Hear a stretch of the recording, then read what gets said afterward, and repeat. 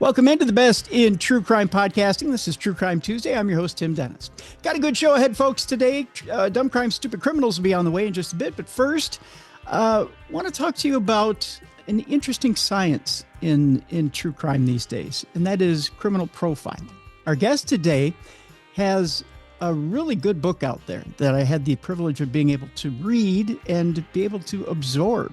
The book is called The Monsters We Make, Murder, Obsession, and the Rise of Criminal Profiling. My guest is author Rachel Corbett. And I tell you, folks, there's something at the end of this book that we're going to talk about today, which makes you think of the movie Minority Report. And I want to jump into that with Rachel today. I've got chills thinking about it because it has to do with an area of the country that I'm familiar with and I have relatives in, and that's Pasco County, Florida. So we're going to get to that in the second part of the program today, because again, when you think of the movie Minority Report, you think of loss of freedoms, and loss of freedoms is something I think we've already started to talk about in this country, but this has been going on for at least a decade or two. And we're not talking anything current administration. We're not talking politics here, folks.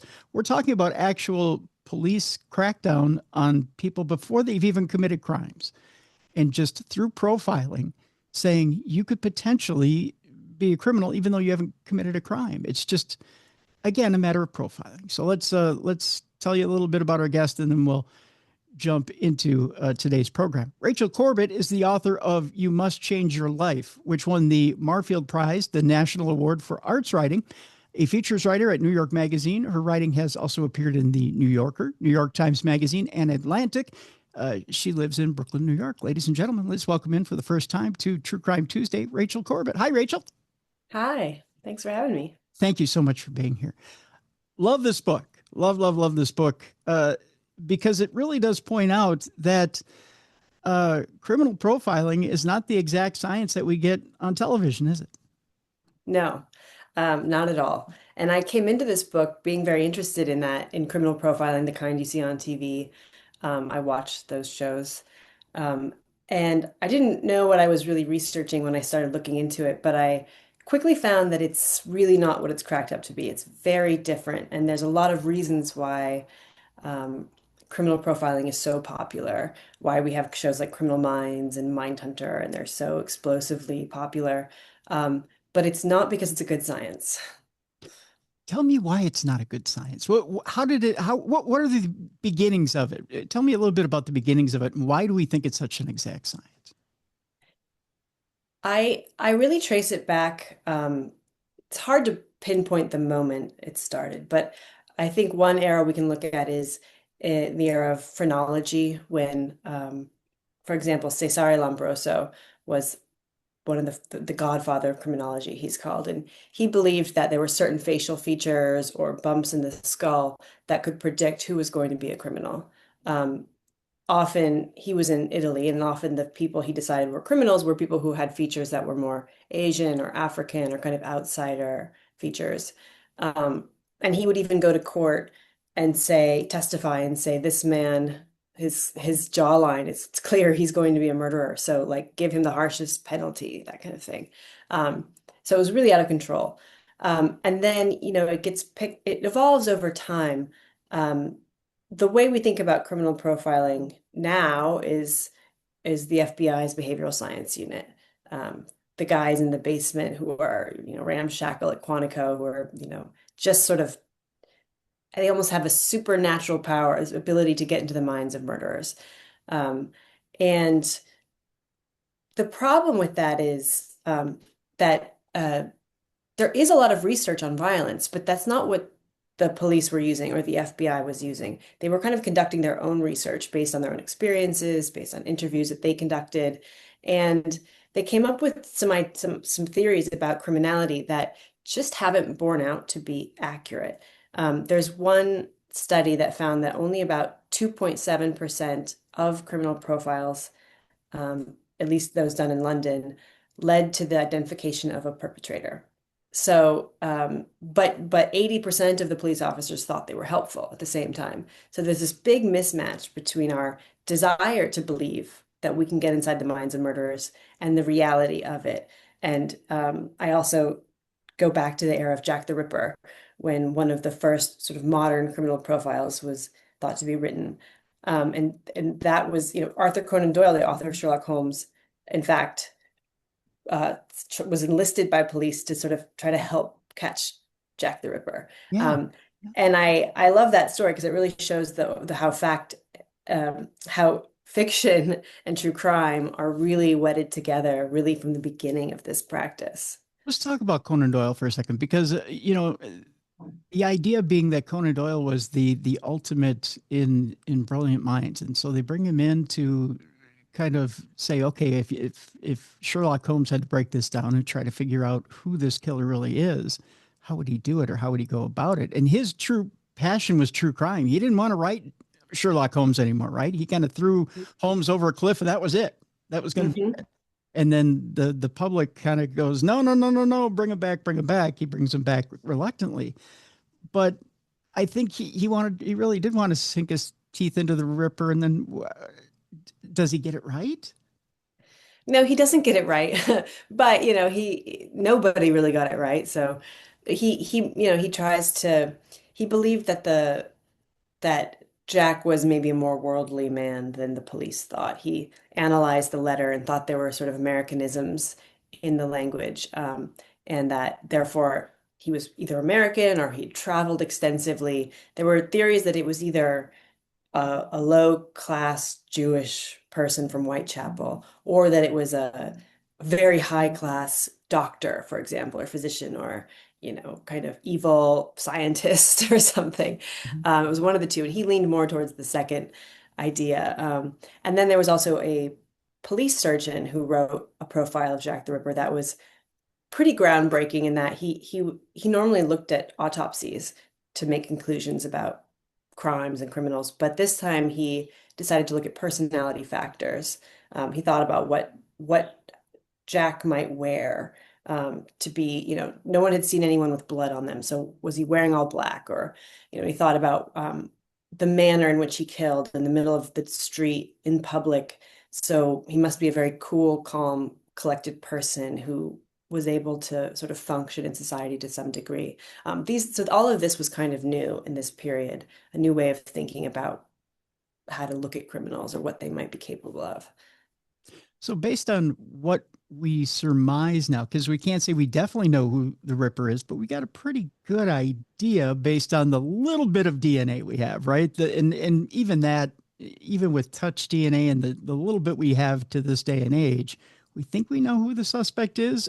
What I want to ask you what you personally think and what you buy into as to who. Well, this is like a very hotly contested issue, and I've met with Ripperologists, as they're called, Mhm. Jack the Ripper really fanatics, and they are very passionate about their beliefs. And um, I am not an expert in this in the way that they are, but I tend to kind of go with this theory that it was this man, Aaron Kosminski. Um, he was a Polish immigrant who lived in the area in Whitechapel. He was known to be a big misogynist. He hated women. He attacked his sister once. Um, and supposedly there was an eyewitness who saw him and identified him later. Um, and the and Scotland Yard, some of the detectives there had written that this was the suspect and that they had captured him and put him in an asylum and he died there. And that so therefore Jack the Ripper case had been solved. But for some reason they never released this information to the public. So Mhm. that's a little bizarre. And then, yeah, so then there was a shawl from one of the victims, Catherine Eddowes, who that was found. And recently, in recent years, they found DNA that could have been traced back to Kosminski. Yes. There are others who said it wasn't enough DNA; it was too damaged of a sample to really to draw any real conclusions. So, I can't say for certain, but I kind of lean in that direction I personally. I do as well. We've had descendants of H. Holmes on this program. We've had different ripperologists, if you will. We've had different criminologists on this program that have talked about it, that have different theories. Most of them come back to Kosminski, Okay, and I yeah. think that's the popular popular theory, popular conclusion, right? Um, and to say that maybe justice was done with him going into the asylum, I think we'd like to tie that into that popular bow and say, okay, that part of history was filed away, and maybe we can sleep better at night. Is that a good way to put it? Yeah, yeah. I mean, I think so. It's really a mystery why they wouldn't have given the enormous press around this and the public fascination. It's bizarre to me that they wouldn't have said that. That gives me some pause, but I don't know if that's because they weren't certain about the suspect or just that the means by which they got him, maybe some mistakes were made, or I don't know, and they didn't want to reveal their whole process. But um, yeah. If is it better marketable if the mystery remains, or is it not a it's not a romantic story that this guy was crazy, they got him a different way, it was a mistake, we threw him in an asylum, whoops, you know? Yeah, yeah, I mean that's true. Yeah, maybe there was something embarrassing to them. That's kind of Yeah. what I thought too. And certainly, it's been a moneymaker, the Jack the Ripper walking tours, all the penny presses that were running story after story about the mystery. I mean, it was there was a lot to be said for having that unsolved. You can keep the story going. Yeah. Um, but I don't for police, I think they were pretty embarrassed about not catching him, but maybe not, maybe something even worse happened after, Yeah. in the investigation. Very much so. Very much so. You talk about this inexact science of criminal profiling, and one of the things that you bring up, which is very interesting, and you bring up the case of Ted Bundy, and how a lot of times criminal profilers don't get it wrong, and you use I don't remember the clinical name for it, but you use split personality, and the fact that even criminal profilers didn't get the fact that Ted Bundy did have a split personality. Can you talk a little bit about Ted Bundy's split personality and the things that Bundy was hiding? Yeah, so in the Bundy story, I follow this Yale child psychiatrist, Dorothy Lewis, or she's really one of the pioneers of the study of violence in adults as well. And this is sort of her theory.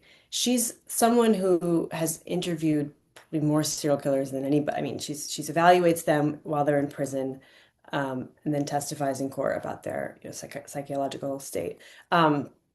She spent a lot of time with Ted Bundy in particular.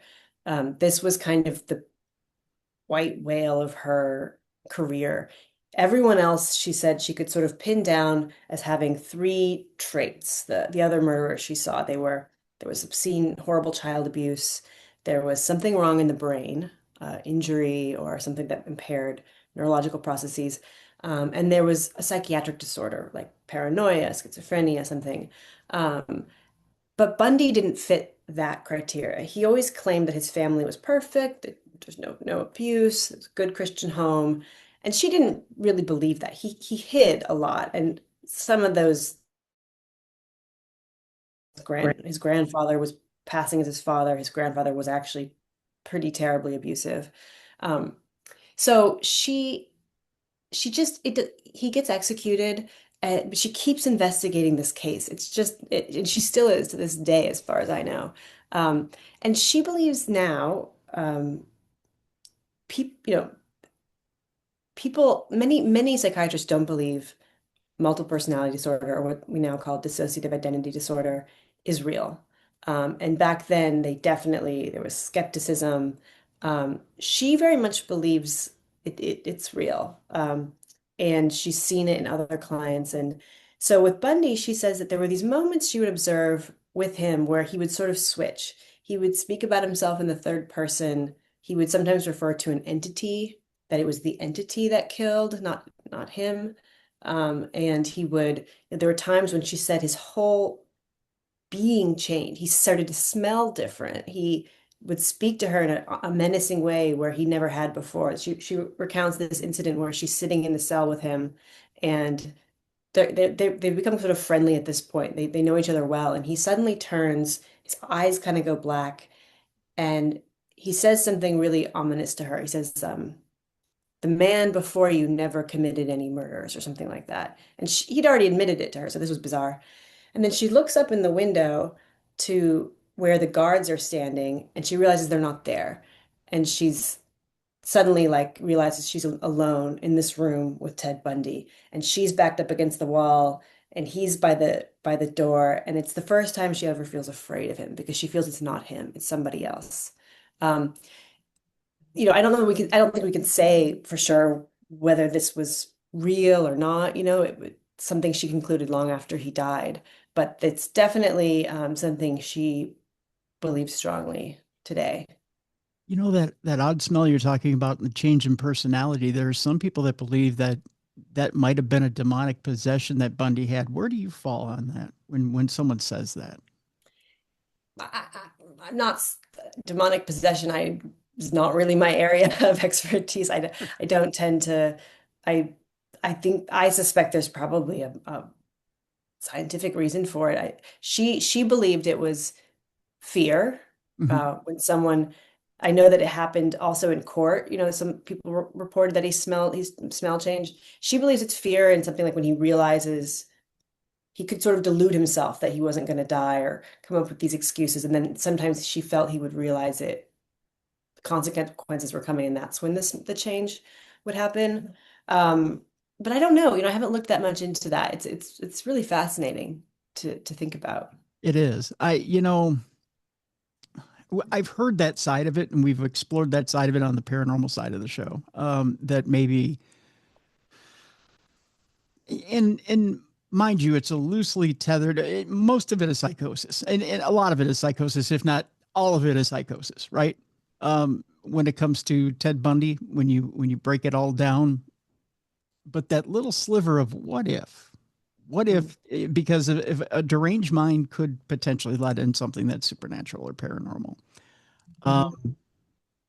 But what if, I've talked to someone who's not only a clinician but also psychic, and says you'd be surprised, you'd be amazed how many people do have mental illness but have also have an attachment on them. An And attachment. Okay. yeah, That's like that's a something, supernatural yeah, being or yeah, something, like or some sort of lower level spirit attached to them that's kind of driving the car. So what will happen is, sure, they flipped into psychosis, but then at that same time, they have a lower level spirit or entity that's driving them, that oh, takes them over and kicks them into another gear. That they kind of, they're not only they're not in their right mind, but they kind of check out for a while. This entity takes them over and does whatever bidding they want to do. and how do they know that? Or I guess it's this person This the person who's psychic, psychic, you're saying, who's saying this. Yeah. yeah, sees the attachment on them. They almost see it sitting at the base of their skull or on their spine. They can see it, almost almost like you and I are sitting here seeing each other right now on Zoom. So Wow. Well, I don't know anything about that world, but it's interesting. it is Yeah. interesting. It's interesting to. I mean, I don't see anything like that. I'm not that psychic, to be honest with you. But it's fascinating to think about. It's a one of those. Well, maybe, right? Maybe not. Yeah, Um, and it does, we do have this history of, I think of serial killers as really the sort of modern monsters. We've in history, we've always had monsters. They were maybe ghosts and ghouls and Frankenstein, these different characters throughout history. And I do think that the way the public imagination has evolved, there are different monsters for different eras. They reflect the fears of a particular time. And the serial killer era is kind of the first time we've had this really human monster kind of mix. It's sort of a new phenomenon, if you look in the long scope of history, and that's interesting too. let's talk about that for a moment, because as you bring up in the book, really this serial killer phenomena, really, as you put it, was manufactured. It was really something that was, it was kind of hyperbole. Explain to me what you mean by that. Yeah, there in the 70s, the FBI was having a bit of a problem. They were left in disgrace after J. Edgar Hoover died, and they realized all about the wiretapping scandals and this and that. And so they needed to rehabilitate their image. And one way they did this, and profilers there have admitted to this, since, is they sort of drummed up a problem. They said there was Ted Bundy, and he was traveling state to state, so he came onto the radar of the FBI because he was crossing state lines. Um, and he was terrifying people because it was this boy next door, handsome law student. How could he be doing this? And people were just inherently terrified. So they kind of seized on that idea and they started to say there's serial killers everywhere. And sure enough, then there was John Wayne Gacy and there was the Atlanta child murders, but they exaggerated it massively. They said that there were about 4,000 to 5,000 deaths per year by serial killer. When in reality the number was 400 to 500, more likely.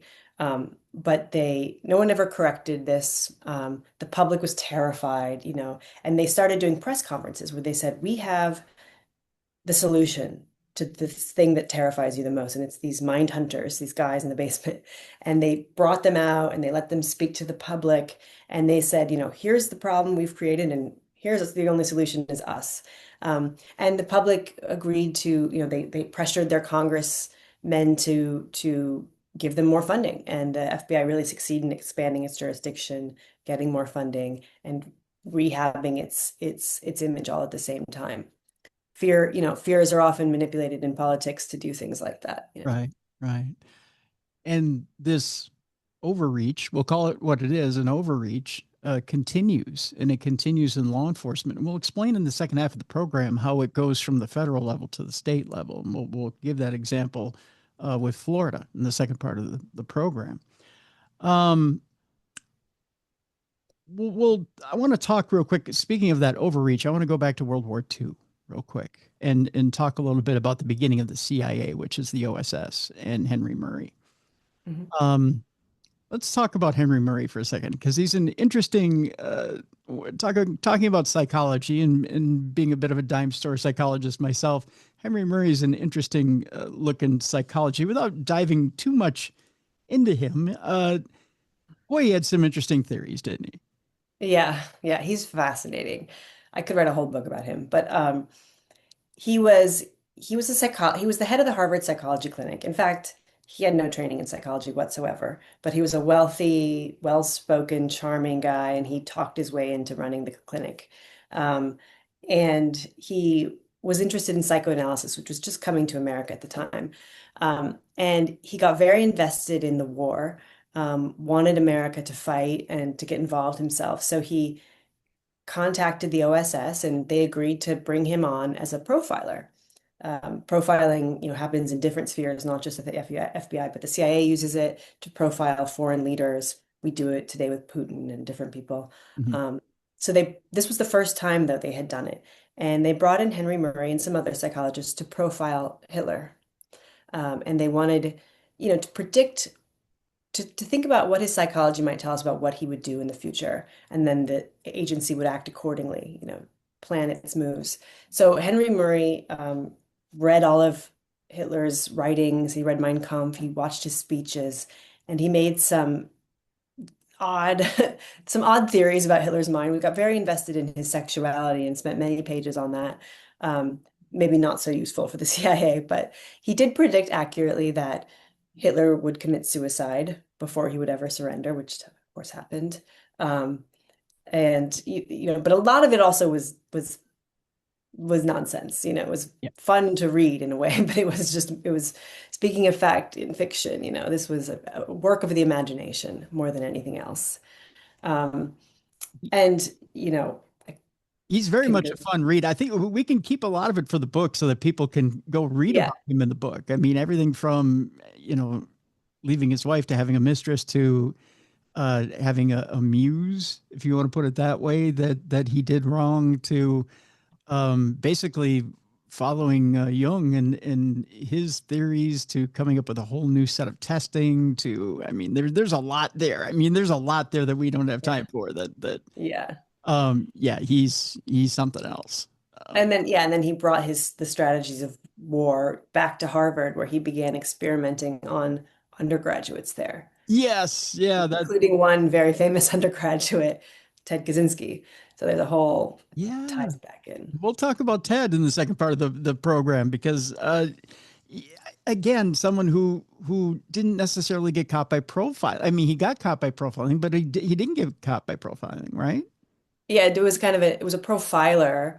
Well, his brother turned him in, but the way they got the arrest warrant, it was a profiler, but he used a linguistic profiling, which was kind of a new idea at the time to Right. piece together the evidence for the Right. warrant. And we'll talk about that in the second half of the program here. We're going to take a break. When we come back, we'll talk about Ted Kaczynski. We'll get a little bit into Ted Kaczynski and what made him tick, if anything. And was he mentally ill? Was he not mentally ill? There was that debate as well.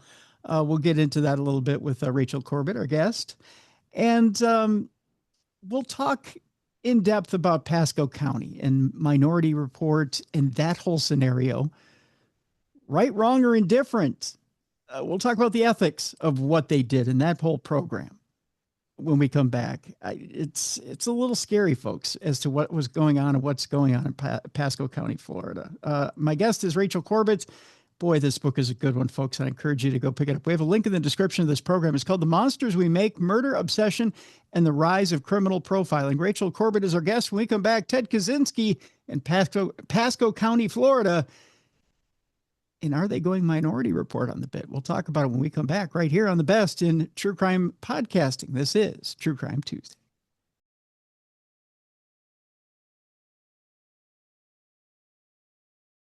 Welcome back to the best in true crime podcasting. This is True Crime Tuesday. I'm your host, Tim Dennis. My guest is Rachel Corbett. The name of the book, The Monsters We Make, Murder, Obsession, and the Rise of Criminal Profiling. Now, before the break, we were talking a little bit about Ted Kaczynski, otherwise known as the Unabomber. And I think most of the people who are either watching or listening at least know of Ted Kaczynski, if not have lived through his reign of terror. And some people, I think the scary part of this, Rachel, is I think there's even some people who look at his manifestos and go, you know what? Some of that kind of makes sense. There is a whole culture out there of people, Rachel, who are looking at Ted Kaczynski and saying, you know what? Some of the stuff in his manifesto kind of makes sense. Although he was, you can argue, not argue. I mean, there are psychologists out there that said the man was deranged. There was only one who said he wasn't. There's a section of his manifesto that said, well, look to the future because law enforcement is going to be monitoring you by electronic means and they're going to be infiltrating every part of your life. Yeah, which, has borne out to be the case in the Yeah. years since he wrote that. Yeah, Ted Kaczynski was a very smart guy, no question about it. He was a prodigy at Harvard, went there at 16. Um, and he does keep kind of coming back into the news cycle every so often. There's these anarcho-primitivists who really love him. He comes back, of course, now with Luigi Mangione, who famously gave him a 4-star rating on Goodreads, I think, for the Unabomber Manifesto, Yeah. and has written about him. So he's perennially relevant, it seems like, and because a lot of the things he wrote about in that book and in the manifesto have come to pass and do seem fairly logical. But I do also think there is a lot more going on in his mind than his intellect. I there he did some very bizarre things, and I do think that the issues he raised, I think he cared about them, but I don't think they were the cause of his violence. I think there was another kind of emotional edge and another psychological factors going on. Let's talk briefly about some of them. He did have some odd rules for his family to contact him, and then at the end shun them completely. Can you talk a little bit about what it was he told his family when it came to contacting them? Yeah, once he moved out to the woods, his mother desperately tried to stay in touch, but he really came to hate his mother. He believed she had really wronged him. But the reasons he gave were odd. They were like, as a child you humiliated me because you told me my dirty socks were lying around. Things that we wouldn't think of as humiliating. And then he would lash out at her. She would try to send him things to read or food or little things, and he would say like, you stupid woman, I told you I don't want any Reader's Digests. I said you can send me nuts and I don't know, some money or something, but nothing else. Just this rage that seems so bizarrely focused. Um, but I do think it's interesting that humiliation was often the word, the feeling that he came back to, Yeah. um, because I do think there's some relationship to what he experienced at Harvard, in those experiments with Henry Murray, which were humiliation based. Right. Right. And again, Henry Murray, it seems like Henry Murray was driven on two things. One, he was hypersexual, and two, humiliation was the other part of it. And Yeah. those two things drove him. And again, they're two Jungian philosophies. I guess you have to go back. You got to go all the way back to Jung I mean, it all begins with the creator, right? Um, but but then that gets passed down two generations, and then it's in Kaczynski, and now Kaczynski has born a whole new generation that's alive and kicking today, right? Um, Yeah.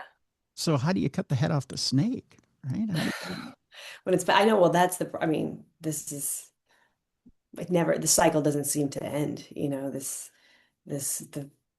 I think we need to, people like Ted Kaczynski, who had a hard time growing up anyway, because of his intellect, he was kept skipping grades ahead, and he was always the smallest, shortest boy. He felt humiliated by the women who'd reject him, humiliated by the boys who would bully him, and especially at Harvard.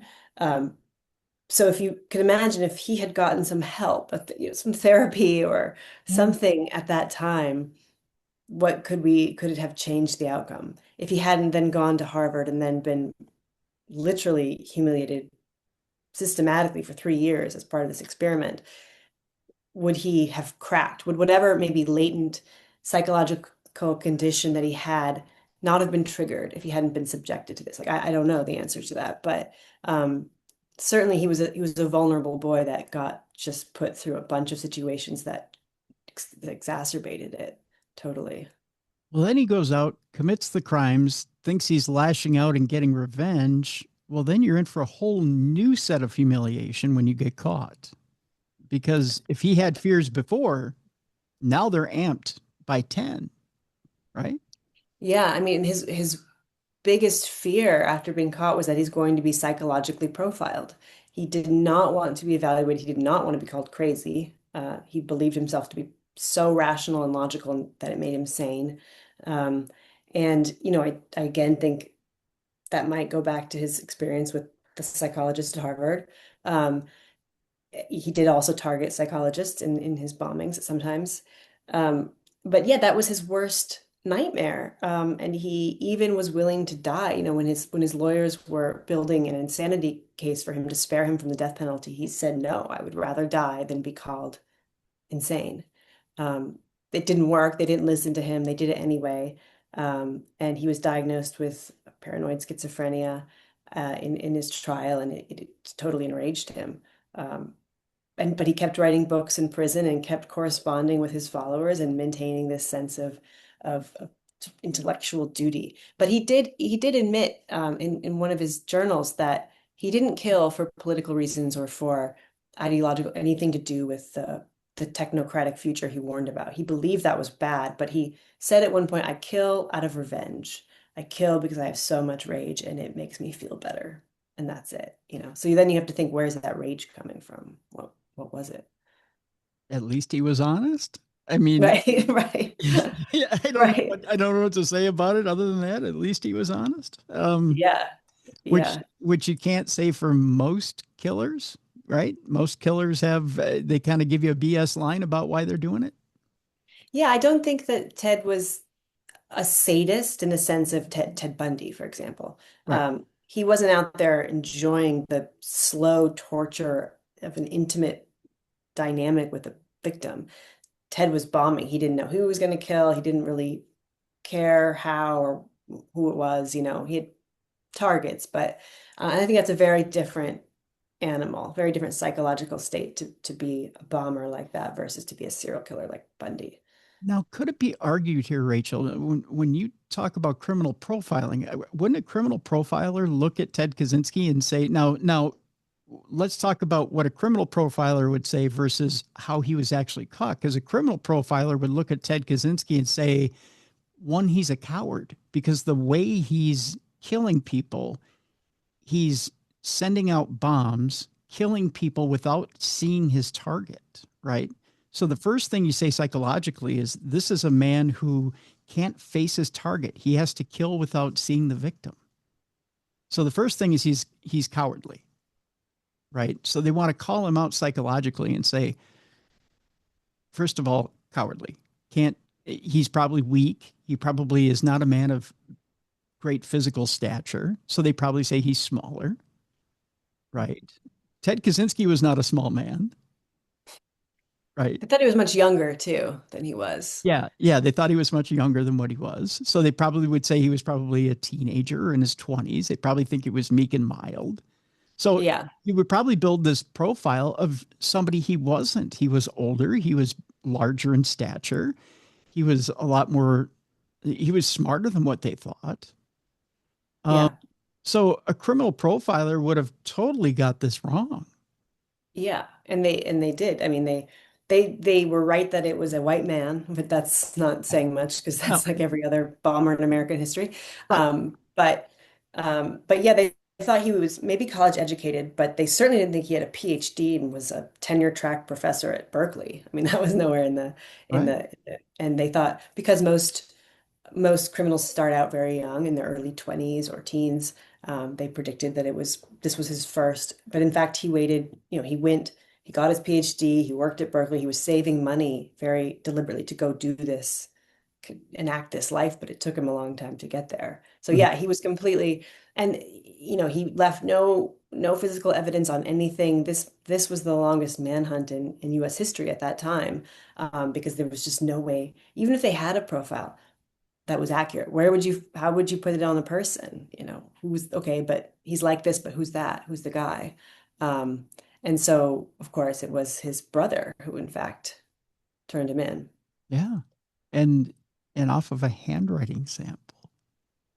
Well, he first his wife actually read the manifesto and thought it sounded like Ted. She'd never met Ted, but she said it sounds like the way your brother talks.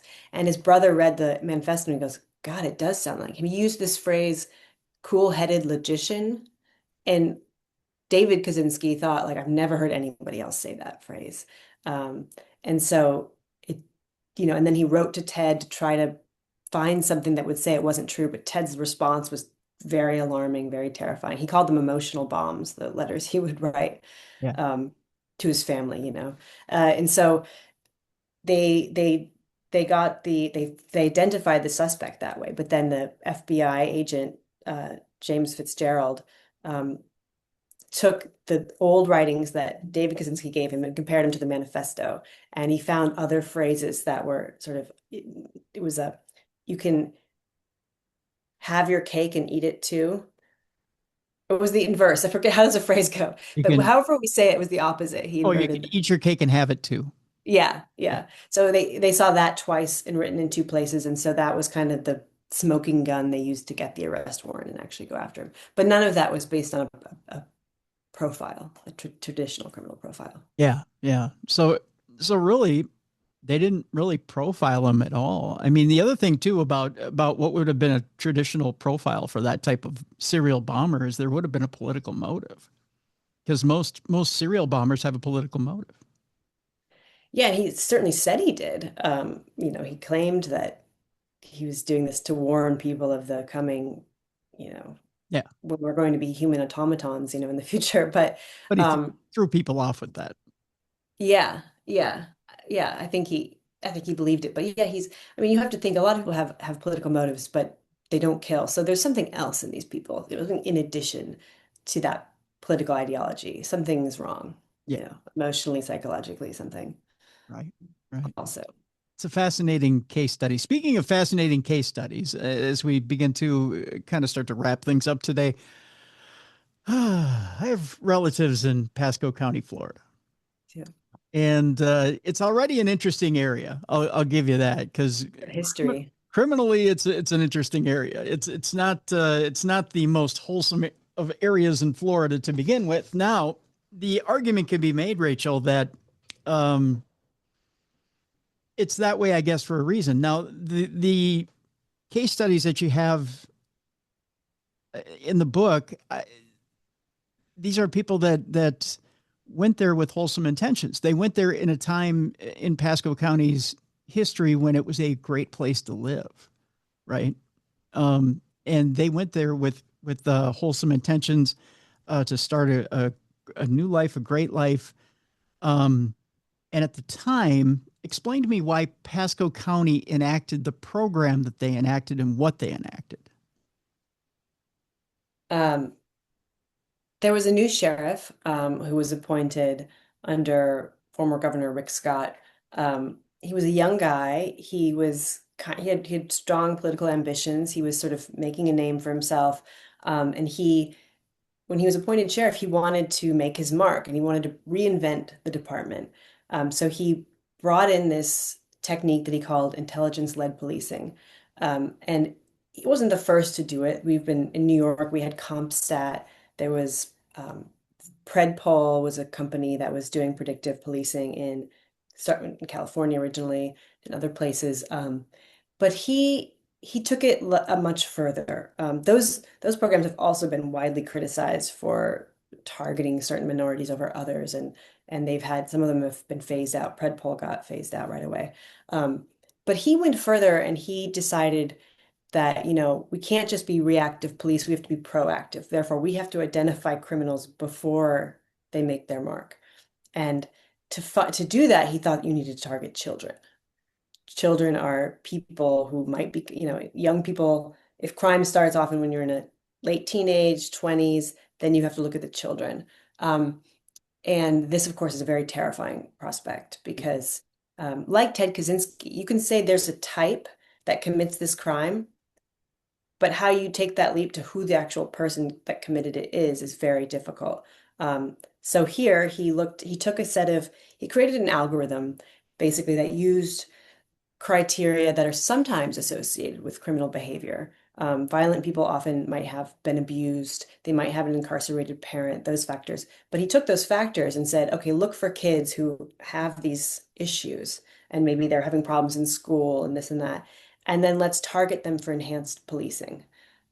So instead of getting them social services or therapists or whatever children probably need in those circumstances, Mhm. they started showing up at their house day and night, knocking on the doors, demanding to know their whereabouts, conducting searches, harassing the parents, arresting them at every turn, even without any cause. And so I follow one specific family down there who went through this for several years and had a pretty catastrophic outcome in the end.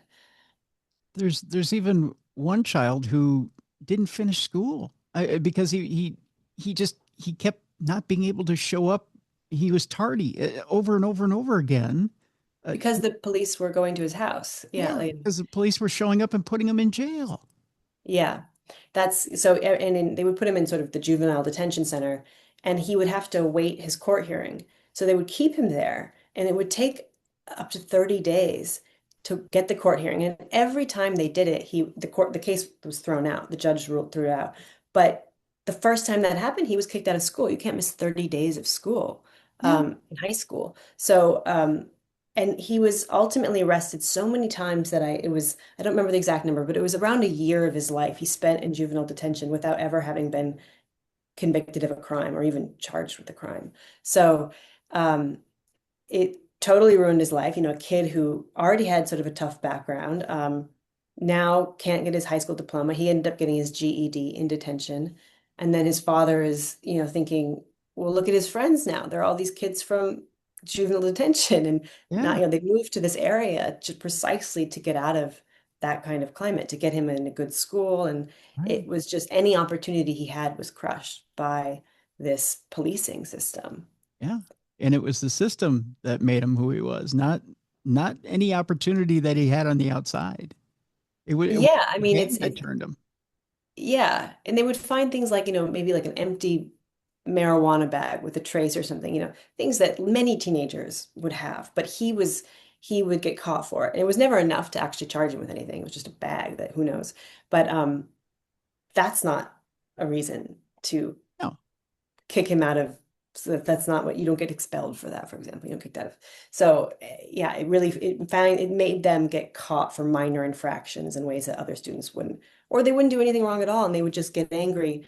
Some parents were getting so angry at the harassment at their doors that they would slam a door or something, and then the cops would say that's assaulting an officer. They would they would drive them to the end of their wits, and then something would happen. And it's just, I mean, the number of, they were actively measuring their grass with rulers and saying, oh, we can get him for overgrown grass. Let's give him a citation. I mean, it was just cruel harassment. I mean, there's no other way to think about it.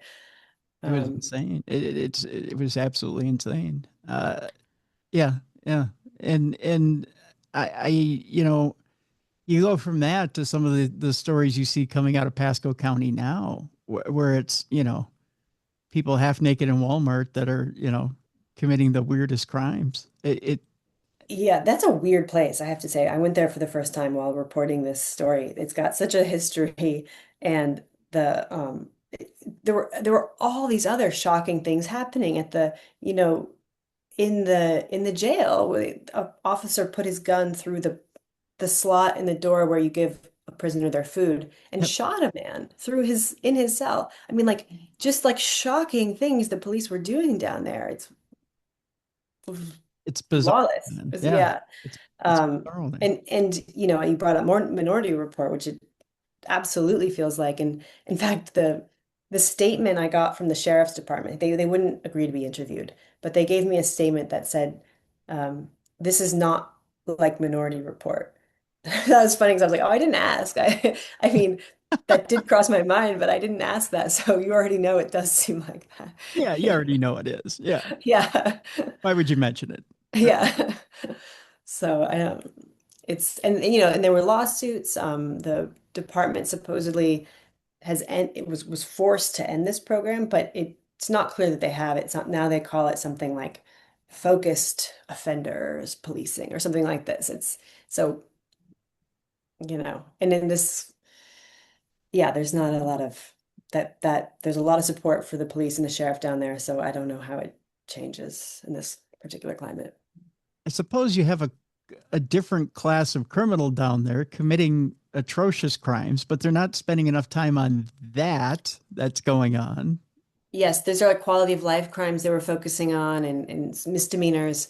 I mean, that's the thing too, that the violent crime was on the rise. Weren't targeting violent criminals with this program.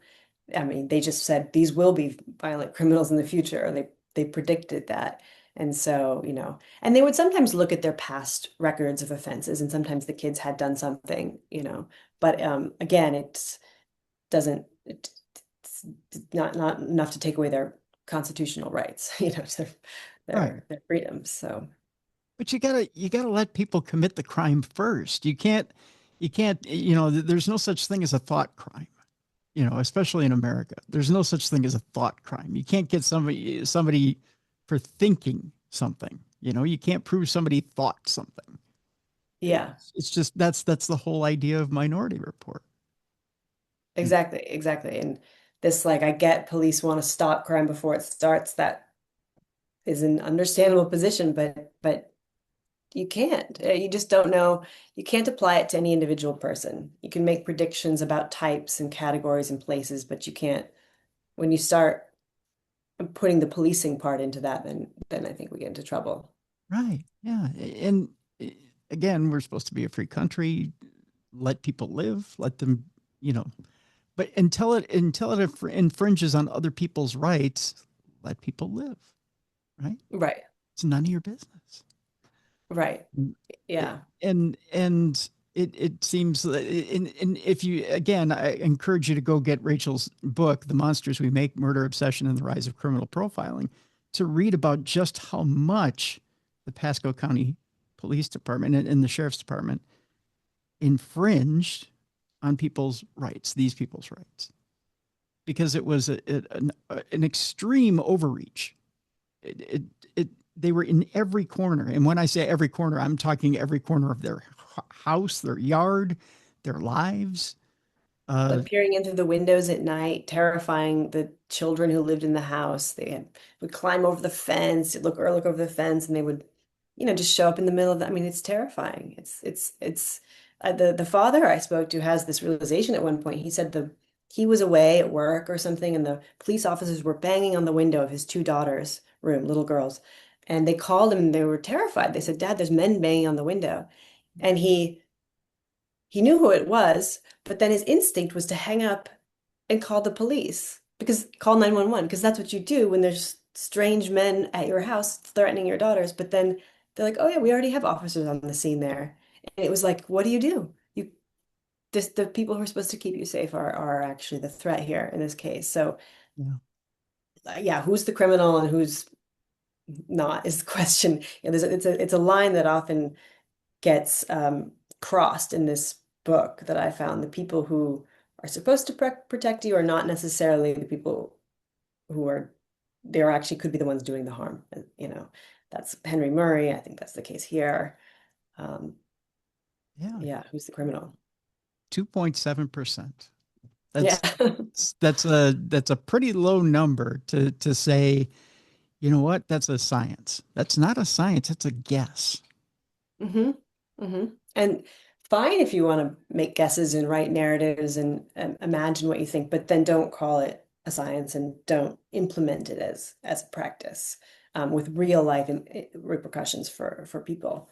I think that's where, just the pop culture imagination with profiling has influenced the real life policing. They do these things to live up to the fantasy, and they go to crime conventions, and it's all just this kind of bizarro world of a fantasy of what we could do. And I understand why we want to believe we can know what a serial killer is thinking. I have that desire too. It's kind of Oh yeah. human. Oh yeah. I But think we'd all love to know, but yeah. I mean, there's tendencies. I think we can say there's tendencies of killers to do Mhm. certain things, but we can't predict. You can't Right. predict what a person's going to do. Right. That's where you get into real trouble because the predictions are often just your pre-existing expectations. You bring to it whatever life experience you have, whoever you've policed in the past.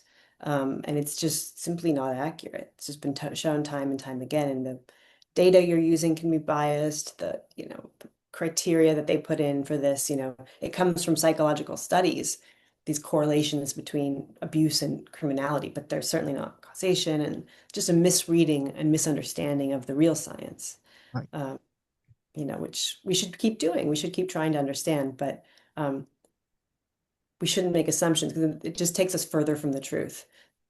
This paradoxical thing, we keep trying to understand, every time we watch these TV shows that are nonsense, it's just taking us further from reality, but we feel like we know. So we feel safer, we feel in control if we can kind of neutralize the threat by knowing it somehow.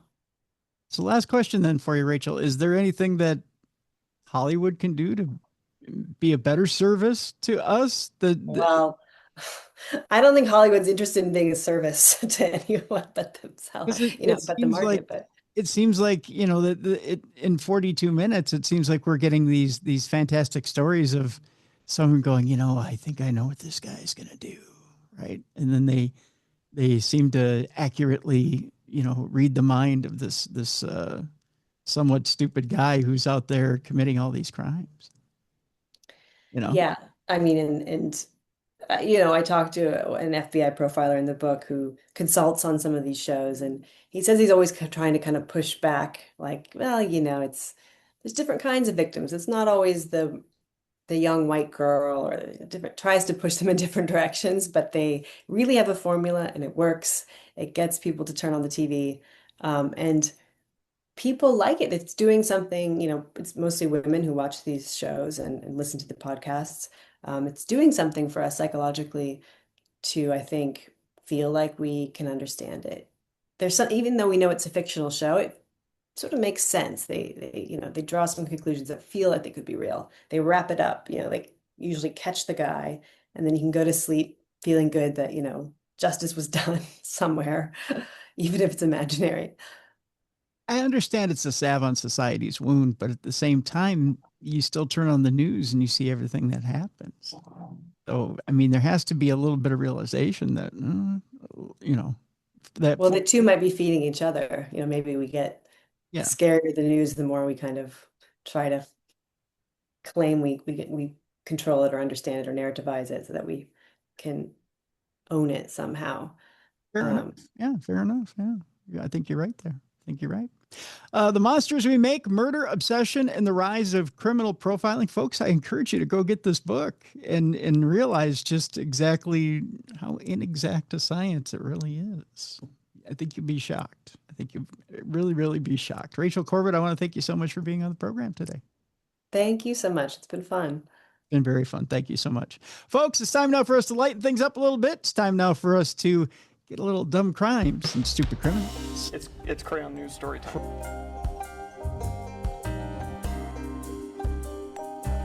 What happened with this dude, Christ Bearer? I heard he cut his penis off and then jumped off a balcony. Suspect pulls gun from butt, shoots twice at Denver police. What is your emergency? I need help. And what's the problem? I'm too high. You're too high? Yeah. It's that time again, the time you've all been looking forward to. It's time now for Dumb Crimes and Stupid Criminals. And with that, I need a co-hostess. And so I ponder, not Christian ponder, because he'd probably be a better quarterback than the one we have currently, although he's trying. And we'll give him that. He's trying. Much like myself, I'm trying. I'm trying to come up with an intro. And I'm failing miserably, much like that quarterback we had this past weekend. But unlike him, I succeed by the end of this thing, somewhat.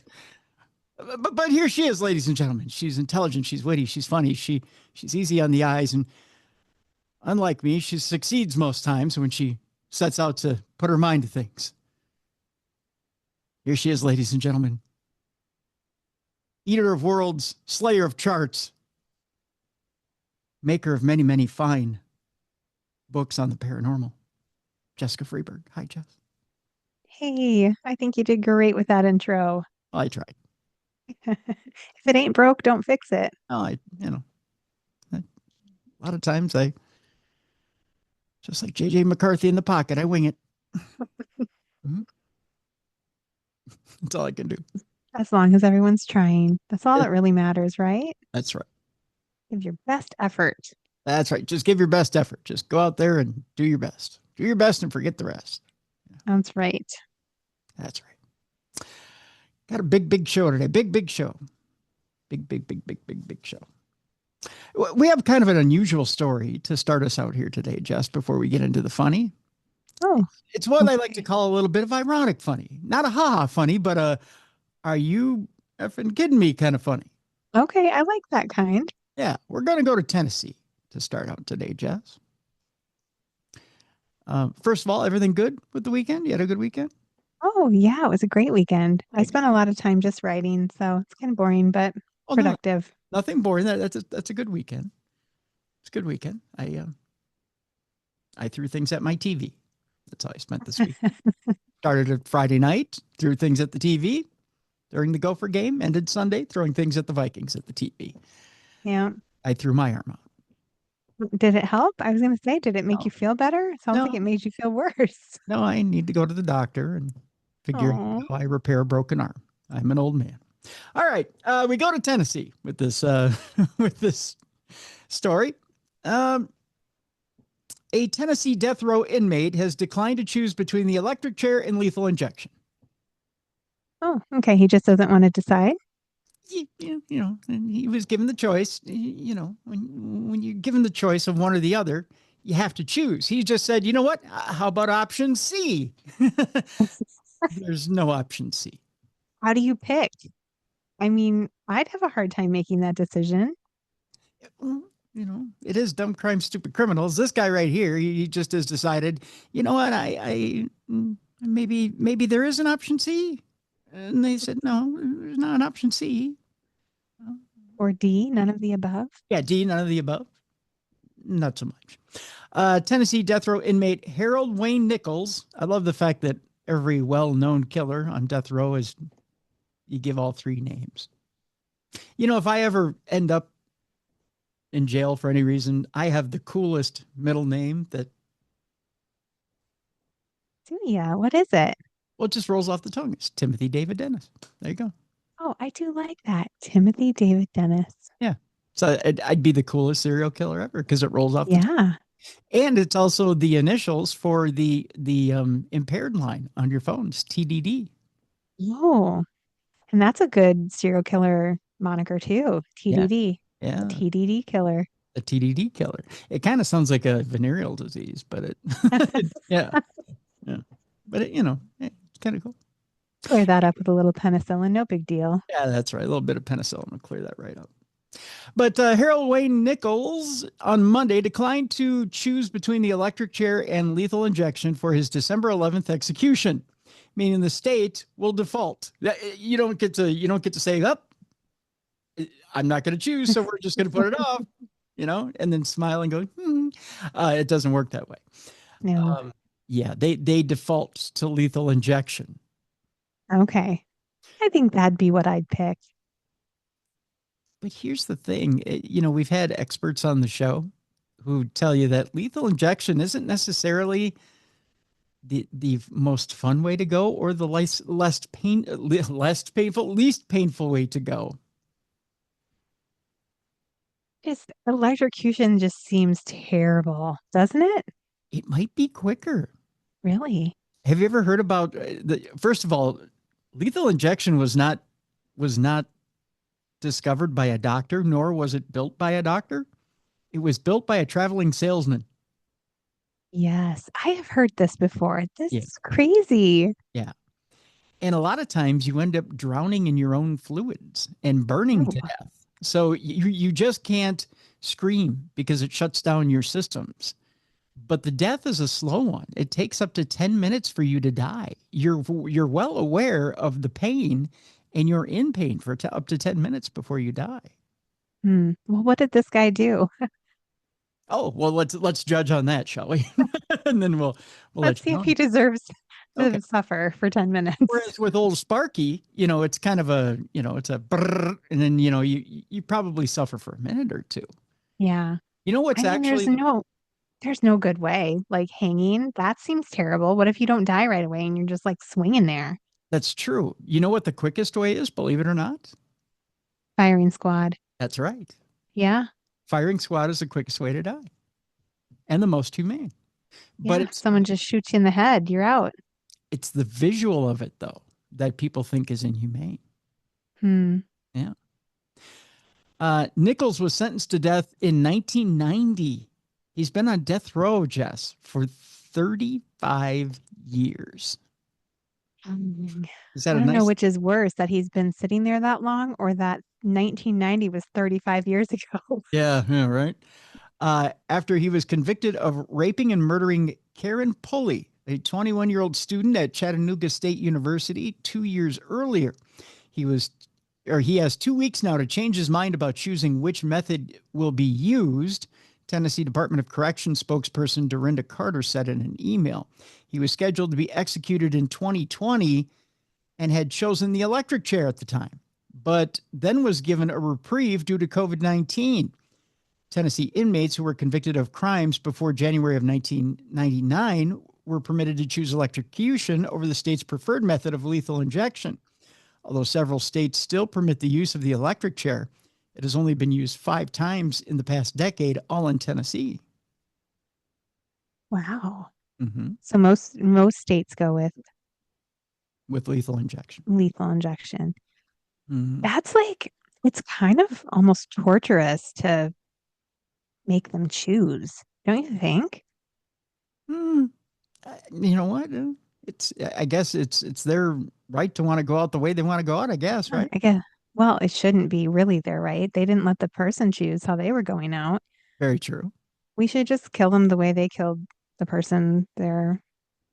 That is kind of an eye for an eye deal. Yeah. Yeah, rape and murder him how he raped and murdered her. Not a bad idea. Yeah. Although it'd be funny to do it with someone who is much smaller and weaker than him. I mean, a little comedy of errors, but yeah. And then just have a bunch of guns pointed on him by a bunch of prison guards. So, he'd have to take it. I know I have a very sick sense of humor, but, Yeah. Yeah. There's no good way. And it actually makes me sad. Even if he might have rehabilitated, he might be a different person now. Like, it's just, that's such a mental torture to have to decide how you're going to go out. Yeah. Yeah. At the time that Nichols selected electrocution, Tennessee's lethal injection protocol used 3 different drugs in series. It was a process that inmates, attorneys at the time, claimed was riddled with problems. Their concerns were shown to have merit in 2022 when Governor Bill Lee paused executions, including a second execution date for Nichols. An independent review of the state's lethal injection process found that none of the drugs prepared for the 7 inmates executed in Tennessee since 2018 had been properly tested. So they maintain that the drugs may not have even had proper effect to execute properly. So that's why it takes so long, because they're not like really that lethal. Right. They're like lethal-ish. Yeah, lethal-ish. It'll kill you, but not in the proper amount of time. Eventually, yeah. It'll get around to it, right? The Correction Department issued a new execution protocol last December that utilizes a single drug, pentobarbital, or pentobarbital, rather. Attorneys for several death row inmates have sued over the new protocol, but a trial in that case is not scheduled until April. So literally, pardon the language, they're bitching about the one drug that'll put them out. They're like, wait a minute, time out. We really love the old process of the 3 different, because, it gives us a little more time, right, to come to Jesus, so to speak.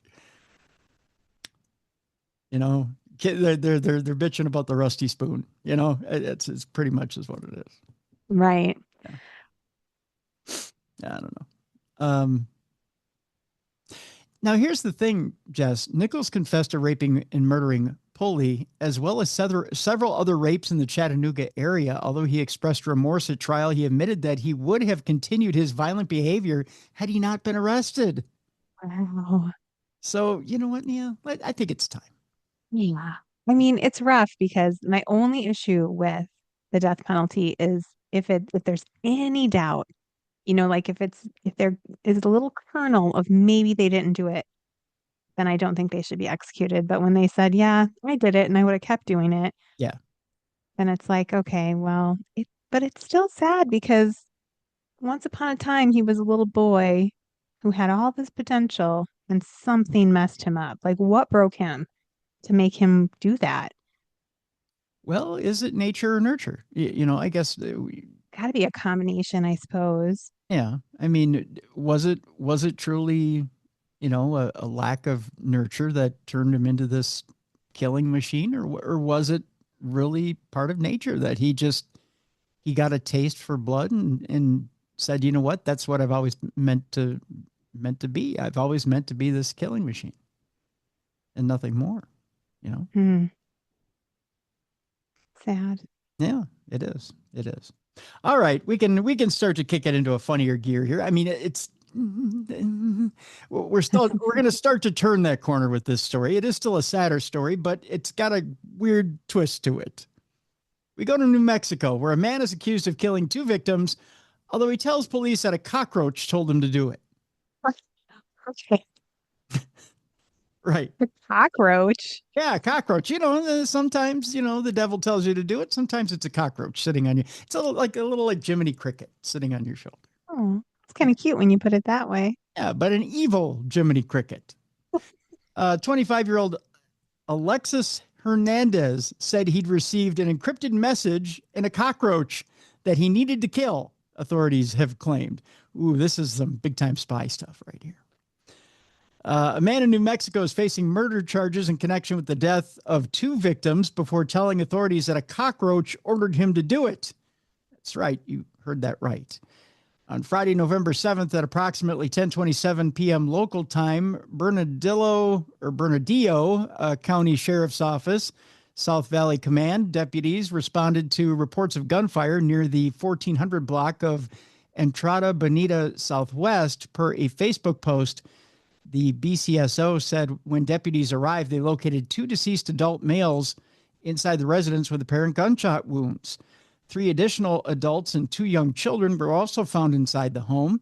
The adults were detained for questioning, and the children were safely removed from the scene, according to the Post, adding that the suspect was in custody.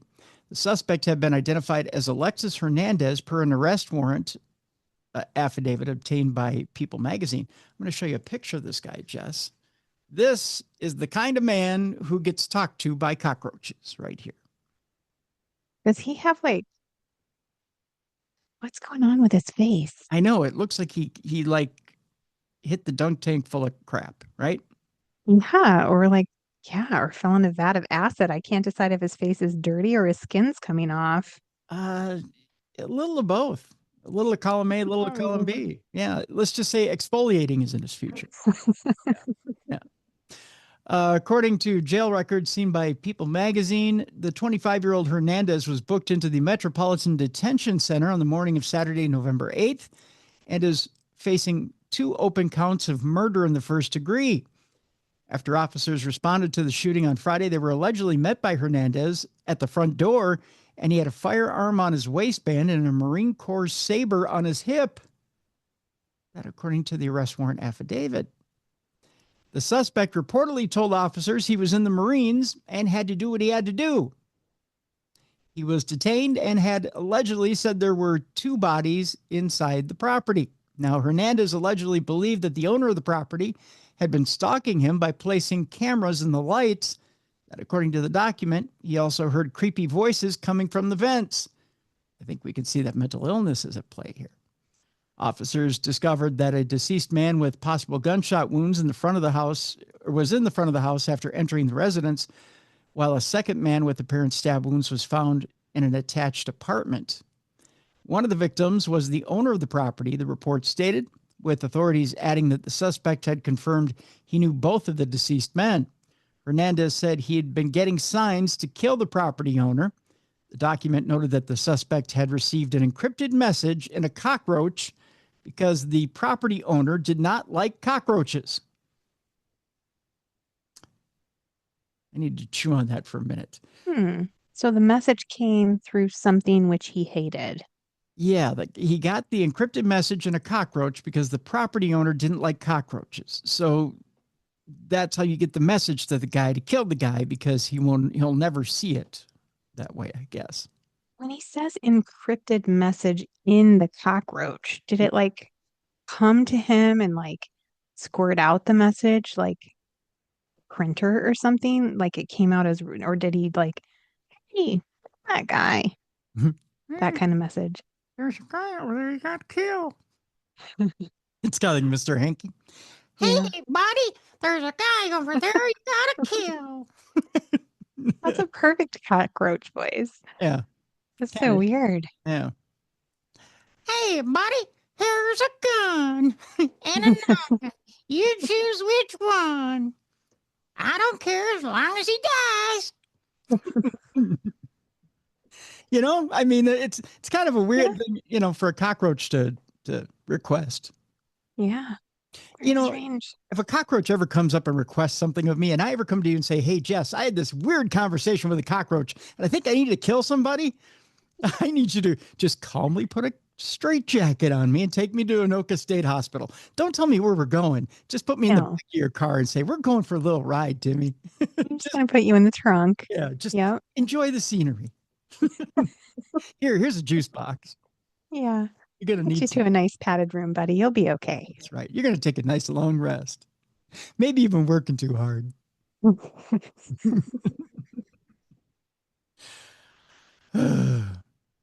So I don't know how this cockroach gives him the message. He said the message told Alexis that he needed to kill him, adding that the suspect had allegedly been seeing signs all around him that he saw and couldn't ignore. Man, schizophrenia that's rough. I mean, do you see the cockroach comes up and goes, do you see all the signs? Do you see them all around? Can't ignore them, buddy.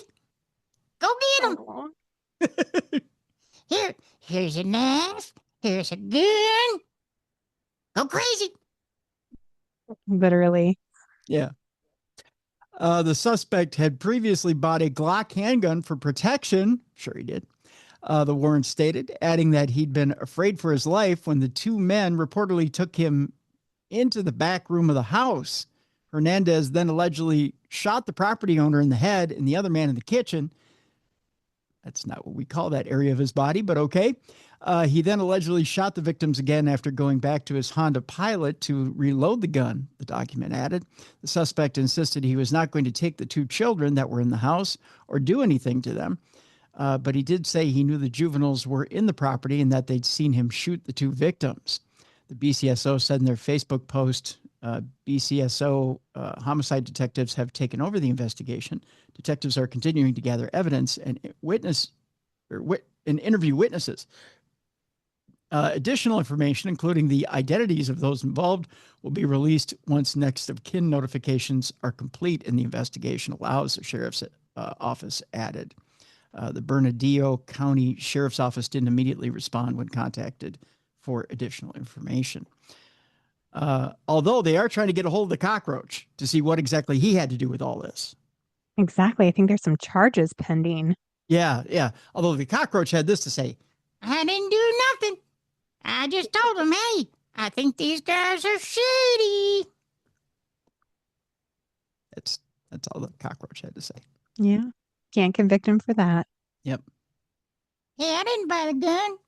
I don't even carry cash. Yeah. Oh. So there's that. All right. Our next story has to do, you might remember a little bit about this story from earlier.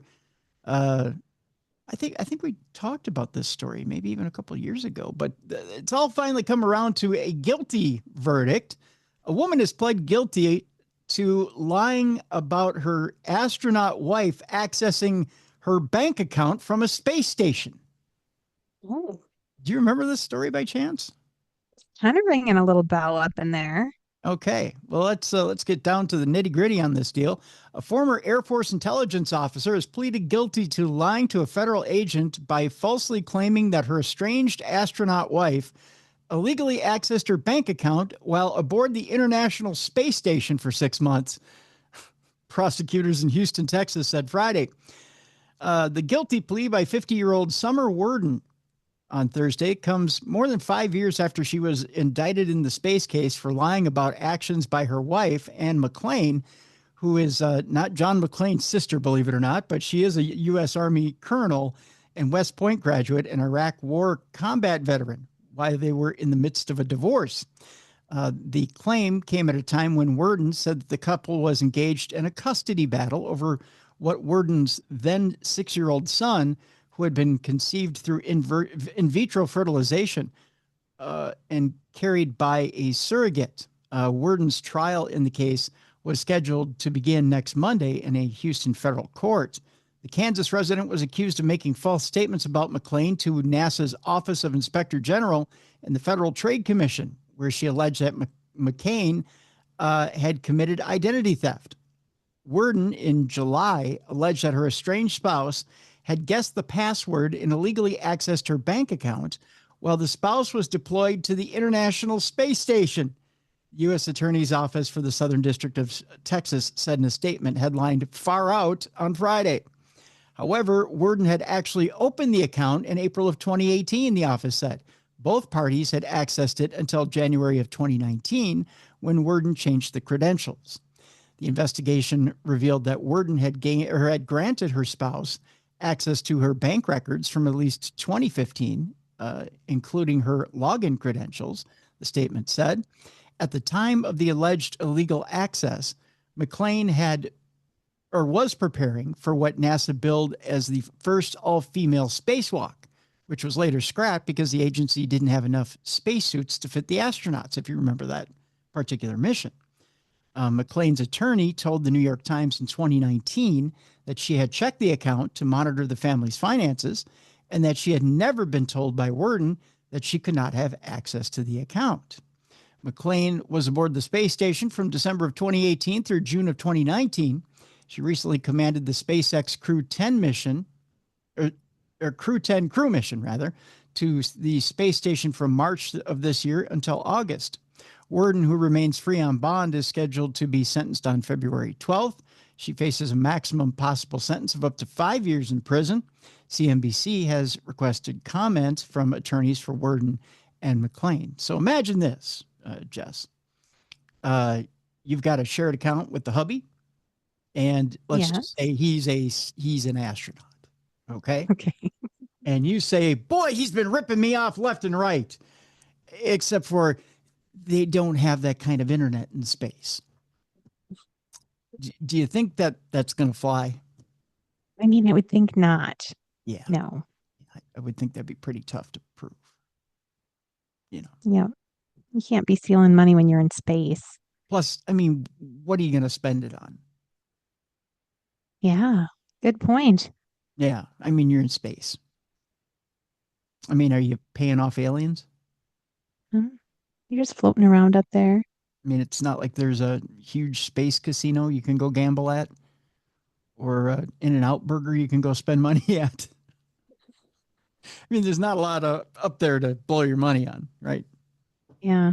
Maybe you could bribe your other astronaut friend to give you their dehydrated ice cream or whatever they eat up there.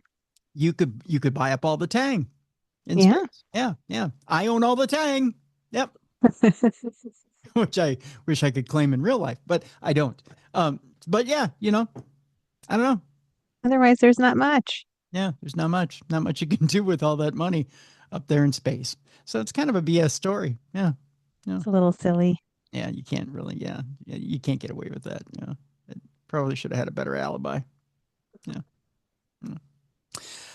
Our next story has to do with a former Pennsylvania police chief who's accused of dealing cocaine and stealing law enforcement rifle. Yeah, yay, that's bad. Guns and coke. Why stay on the right side of the law when that other side of the law is right over here? Right. It's a fine line. It is a fine line. What do they say? It's a thin line between love and hate. Isn't that what the song says? Yeah. A former chief of police in Western Pennsylvania is facing drug and weapons charges after authorities say he was allegedly caught trying to sell cocaine and was also in possession of a stolen law enforcement rifle. Shame on you. Investigators at the state attorney general's office say 56-year-old Eric Doubt, I believe that's a heck of a last name, who was reportedly employed as an officer with UPMC, was under police surveillance when he allegedly tried to deal the drugs in Armstrong County. How would you like to, let's just say you got a little bit of a coke habit. You're looking for a new dealer.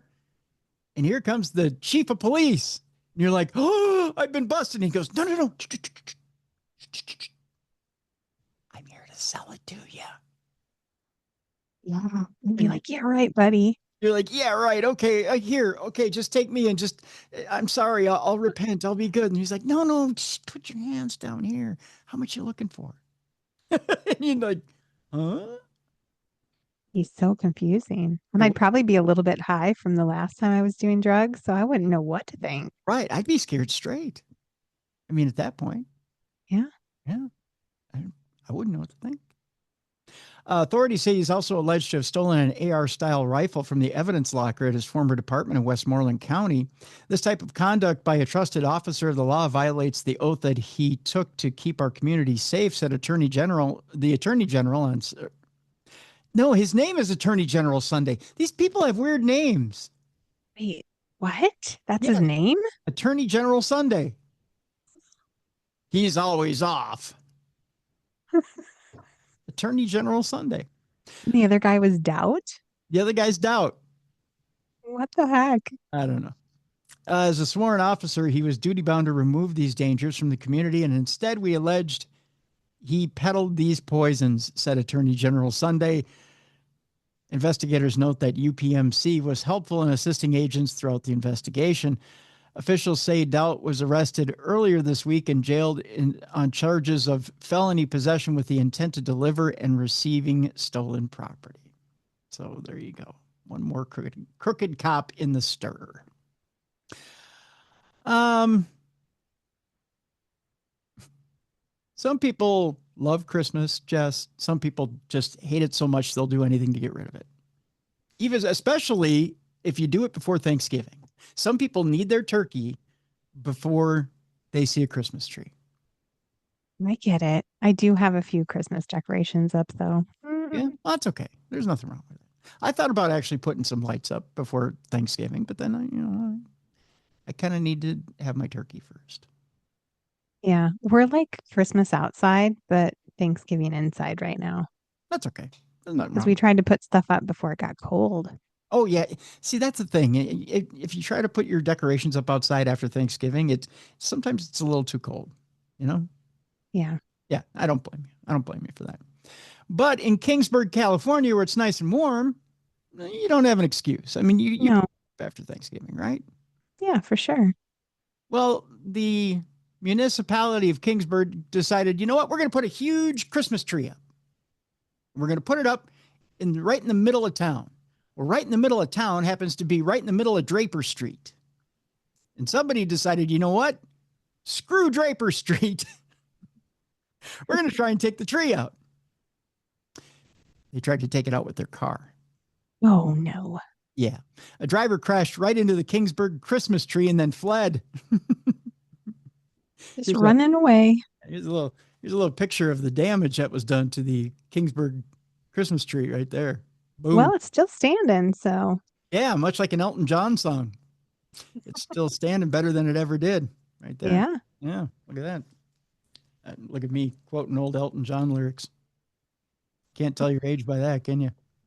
We go to Kingsburg, California, where the search is underway for the Grinch who struck Christmas early this year in a hit and run in Kingsburg, according to the city. According to Kingsburg police, a driver sped into the base of the city's Christmas tree located on Draper Street near Smith Street. Officers report the driver sped off, leaving a large dent beneath the tree. That just makes for more presents, so you can fill it in with presents. The only problem is it makes more room. It does. The only problem is you have to run across traffic to claim them. That's kind of like Frogger, right? Yeah. Go, kids, go. Yeah, it's like a human version of Frogger. If you can live through, not being hit by traffic, you get to claim your prize. That's the fun. See? But they left a large dent beneath the tree. Public Works and Kingsburg firefighters responded to reassemble and secure the tree last Saturday morning. City officials confirmed the final assembly and star placement on the tree will take place in the coming week. While the tree has been secured, officers are actively searching for the driver responsible. Anyone with information is asked to contact the Kingsburg Police Department at 559-897-4418. Bust him. You know what? If you do call it in, you're a mean one, Mr. Snitch. Just saying. That's a really bad joke, I know, but I liked it, though. oh, thank you. Is that a parrot in your pocket, or are you just happy to see TSA? That's the question. A man is charged with smuggling heavily sedated parakeets in his pants at the U.S.-Mexico border. Oh, Jess, we're going to... Yeah, can you imagine that? No, I'm trying to wrap my brain around. Even if they're heavily sedated and they're not, like, Now what? I have the Ramones in my head. Ba ba ba ba ba ba ba ba ba ba. I want to be sedated. And you see a little parakeet come out. They're just sleeping in there. But what if they wake up and then they start pecking at your junk? Oh no! Ow! Ow! That's what they look like on the conveyor belt. Oh, they're really sleeping. Little sleepy parrots. By the way, So cute. Sleepy Parrots is a great name for a punk band. It is. A man was charged with smuggling after Customs and Border Protection officers at the U.S.-Mexico border noticed a suspicious bulge in his pants and know he wasn't happy to see him, only to learn that he had 2 parakeets hidden in his underwear. Those poor birds in his underwear, Mm-hmm. just nestled in next to his sweaty balls. Yep. But Ugh. imagine if they did wake up. I mean, Right? all of a sudden you hear... That's quite a risk he's taking. It is. The brave man with the bulging parakeets is named Jesse Agus Martinez. He's a 35-year-old U.S. citizen living in Tijuana, Mexico. He was indicted Friday after authorities said he tried to smuggle 2 heavily sedated orange-fronted parakeets, a protected species, by the way, into the United States late last month. The birds are an endangered species native to Mexico and were found on October 23rd, apparently unconscious, but breathing and heavily sedated inside 2 brown sacks. That's no way to talk about Jesse, by the way. 2 brown sacks. Mm-hmm. What if they suffocated? I feel like there's just so much going on down there. They could just get their little faces covered up by parts. Yeah, there's that. Yeah, he could take a sack to the face and then suffocate. Yeah. Yeah. So to speak. Oh. I know I should probably be reading this during Not Safe for Work, so kids, cover your ears. This next quote. When questioned by customs officers, Martinez claimed several times that the bulge in his pants were his pierin, which is a Spanish word for penis. Wow. He was quite proud, actually. He's like, I'm just really hung. He said, "No, officer, this is my pierin. Would you like to touch it?" And the officer's like, no freaking way. Now I have to see. Yep. No, whip it out on the table, son. I don't think it is. However, when authorities took a closer look, they discovered the 2 parakeets hidden inside his underwear. They were like, no, son. No, those are parakeets. U.S. Fish and Wildlife Service agents then examined the birds and identified them as juvenile orange-fronted parakeets. The birds were sent to a Department of Agriculture Animal Import Center and for quarantine and reportedly now are in stable condition.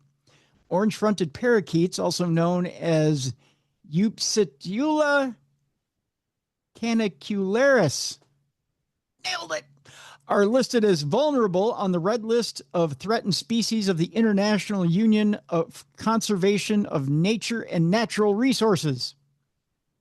The group notes that the pet trade poses the biggest threat to the critically endangered birds as their population continues to decrease due to trappings. Look at how cute this little guy is, though.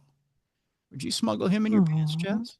No, and I feel bad for him because he's so dirty now. Yeah. Well, he'll never look at a dick the same again. I'm just saying. I mean, you know, every He time probably smells funny. Oh, he probably does. He's probably got a little ball cheese trapped under his beak. gross. You know, I mean, probably someone puts on a porn movie in the background. He probably goes, "Rah, rah, rah." You know, he probably gets He's really nervous. PTSD. Yeah, he's like, "Rah, rah, up and down, up and down." You know, he probably gets really, he gets so unnerved. He probably needs, Xanax is probably in his water. I mean, Yeah. he's probably I permanently think you'd scarred. have to give me some happy pills if I was stuck in someone's pants. Yeah. Between 1998 and 2008, more than 8,000 of the green and orange parakeets were legally captured, making them the second most sought after parrot species in Mexico. How does this guy even think that this is a good idea? Like, can you just imagine the thought process as he's trying to figure out, oh, how am I going to get him back to the US? I know. I'll put him in my pants. I'll put him in my pants and just pretend like I'm hung like a horse. It's going to work. Hey, when you put it like that, it sounds stupid. But if you just kind of calm down and think, you know what, I'll just walk through customs with them in my pants. Hey, it could work. You go through the x-ray machine, like, doesn't everyone go through that now? They're going to see that there's, extra bones and stuff coming through the x-ray in your pants. I have a boner in my pierin. And it has a beak. So dumb. It has 2 beaks. The ladies love the beak. Evidently, while Mexico banned the commercial and subsistence trade of its 22 parrot species in 2008, smugglers still attempt to make a profit off the highly sought-after species. If convicted, Martinez will face a fine up to $250,000 and a maximum of 20 years in prison. Wow. That does not seem worth the risk. Maybe they're high buck. I mean, how much can you get paid for them? They can't be more than $250,000. Doesn't say. Doesn't say how much they're worth. Hmm. I don't know, but to put 2 sleeping parrots near your junk, it has to be quite a bit. That's all I'm saying. You know? Ooh, that was a good one. Yeah. Yeah. All right. You know of my disdain for United Airlines. Yes, we are familiar. The anger is quite high with this one over on this side of the microphone. Yes. This week, they might have done something halfway decent. Really? Yeah. Are they going to redeem themselves in your eyes? No, but they No. might have done something halfway decent. Okay. Although they might have let a situation go a little too far before they did something decent. Are you ready for this? This is why, again, United Airlines is the white trash of the skies.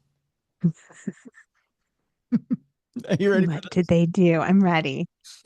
A United Airlines flight attendant was reportedly 10 times over the legal limit and drank vodka to calm down. You know, she did, Oh, I mean, that'll do it. you know, she had her own still in the back of the plane, evidently.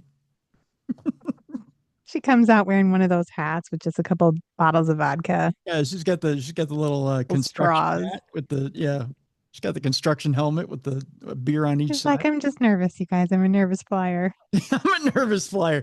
You settle down with me, have a drink with me. Just I don't want to drink alone. Come on. Shots for everyone. You know, if you drink enough of these little bottles, everything is cool. Everything's just cool. Everyone's so cool. UK courts confirmed that 56-year-old Margit Lake was charged with performing an aviation function with alcohol over the prescribed limit. I didn't know you could prescribe alcohol, but evidently you can. United Airlines flight attendant working a transatlantic flight to London was reportedly 10 times over the legal alcohol limit during the trip. Local police confirmed to People magazine, according to a report from the Daily Mail, confirmed to People by the UK's Metropolitan Police. 56-year-old flight attendant Margit Lake was transported to a local hospital after arriving at London's Heathrow Airport on October 17th. The woman allegedly drank multiple miniature bottles of vodka. I told you, Jess. Nailed it. After sneaking them onto the 10-hour flight from San Francisco. In court proceedings heard by the outlet, paramedics reported the California woman had low blood pressure and smelled alcohol on her breath. A blood test later revealed that Lake had 216 milligrams of alcohol per 100 milliliters of blood, which is more than 10 times the legal limit of 20 milligrams of for UK flight attendants per the BBC. So 10 times the amount. According to Daily Mail, in court, Lake's attorney, Ben Lansbury, said the defendant was feeling isolated and had been dealing with grief and was estranged from her family. She had the alcohol because she needed to calm down. It was something of a shock to her as to what happened. She deeply regrets what happened, Lansbury said. Ms. Lake has been attending Alcoholics Anonymous almost daily since the last hearing. She is supported by colleagues here in the UK, and they sit in the back of the court. So they were there as character witnesses. A representative for the UK's Ministry of Justice confirmed to People that Lake was charged with performing an aviation function when alcohol was in the breath, blood, and urine over the prescribed limit. However, the woman was not sentenced to jail time. Magistrate Tony Deliston said, "You're not going to prison. We are going to deal with this with a financial penalty." The Daily Mail reported that Lake was hit with a 1,461-pound financial penalty and a 584-pound victim surcharge and an 85-pound court cost. So the total cost was more than 2,700 pounds. So right around $2,500, right around there. That'll sting. Yeah, that hurts. I wonder if she got to keep her job with the white trash of the skies. That would be interesting. Yeah, they didn't tell us though, huh? No, normally they require you to go to treatment for something like that. Yeah. And then they let you come back. And they just say, don't do that again. Yeah. Next time, shoot up some heroin in the veins where it's not so, it's not so obvious. Yeah. We don't want it on your breath. We want you to be able to somewhat perform for the people, Yeah. or between the toes so that, they don't see the track marks.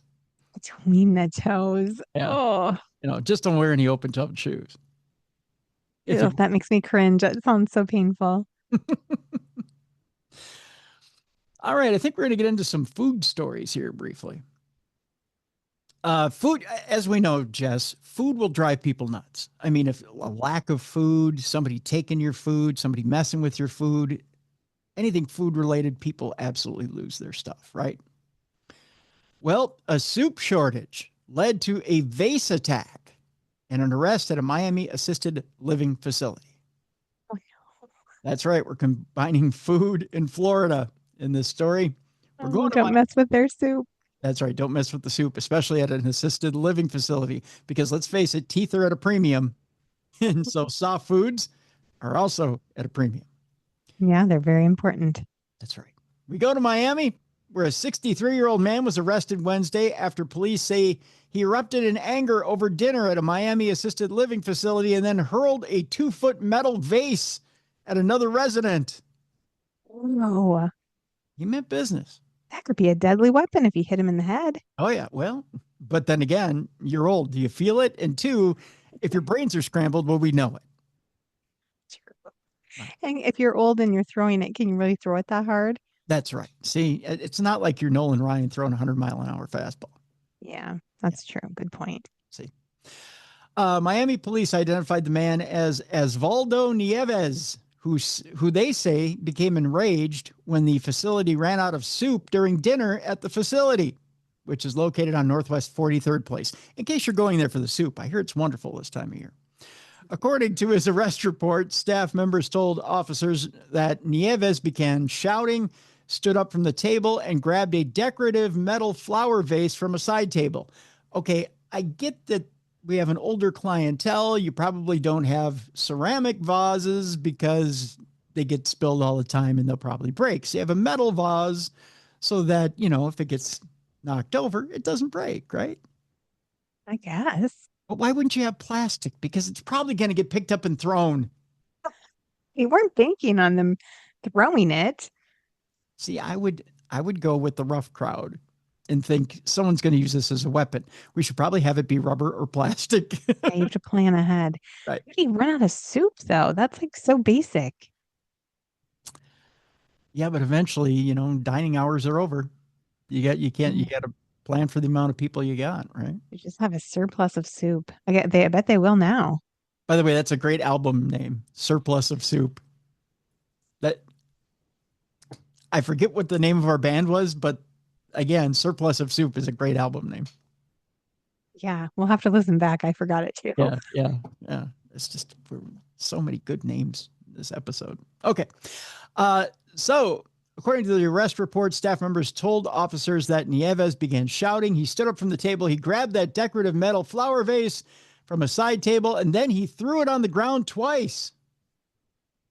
Whoa, he threw it. He picked it up and he threw it again. He threw it on the ground. Like that's that Andy Samberg, SNL bit where he throws it on the ground. Yeah. Yeah. When another male resident tried to step in to protect the two female employees, police say Nieves picked up the vase again, and then he threw it right at the resident twice, striking him once in the right side of the chest and again on his left leg. Whoa. You know what I have bruises. Well, I think he doesn't know where the strike zone is what I think, because he's all over the place. I mean, he's not very accurate. The victim suffered a cut on his chest and a small puncture type wound to his knee, so he had some velocity. Good for Nieves. I think, you might want to talk to a minor league team there in Miami about maybe finding a spot. According to the police, the victim led Nieves toward a rear patio to protect the staff, and when Nieves continued to approach him, the victim punched him in the face. Now we're getting into it. Yeah. Officers wrote that Nieves then returned to his bedroom and fell asleep because throwing a metal vase around is hard work. Employees at the assisted living facility told police that he frequently exhibits aggressive behavior. Yeah, Nieves, get mad, throw vase, go night-night. Yeah. Yeah. Oh, it's a tough day, Jess. Yeah. Yeah. It could be like maybe he has dementia. They say, they get a little violent. Yeah. Well, that's how Vern Gagne was, when he killed the guy in assisted living. Oh gosh. Yeah. He didn't know where he was. He wasn't in his right mind. He gave that guy a body slam and Scary. broke his hip and then killed him. He must have thought he was back at Met Center wrestling, Yeah. wrestling Mad Dog Vachon. Yeah. Oh, Yeah. Nieves was identified by the victim and witnesses and then transported to Jackson Memorial Hospital before being taken into custody. Authorities said no employees of the assisted living facility were hurt. Jail records show Nieves is facing 1 count of aggravated battery on a person 65 years or older. As of Friday afternoon, he was being held at the Turner Guilford Knight Correctional Center, where his bond was set at $7,500. Imagine he does have dementia, and all of a sudden he ends up at a correctional center, and he's not at the nursing home. he's going to be so confused. And then he's like, "Where's my soup?" Right? And it starts all over again. Starts all over again. Exactly. By the way, here's the guy right here. And literally, he does look like the guy going, "Where's my soup?" He does. Yeah. He Yeah. doesn't look old enough to be in a nursing home or doesn't, does assisted he? living. No. No. I don't know. No idea. We'll stay in Florida for this next one, which, by the way, this next story is going to get the yearly award for holy blank, guys. Could you send me the story anymore this week? Got this one a lot, huh? Oh my God. Like every day this past week, somebody sent me this Oh, it story. must be a good one. I'm excited to hear it. In fact, I'm going to post it in the description of this program so you guys can watch the video. You probably have already watched the video somewhere. I guarantee you have. Yeah. Yeah.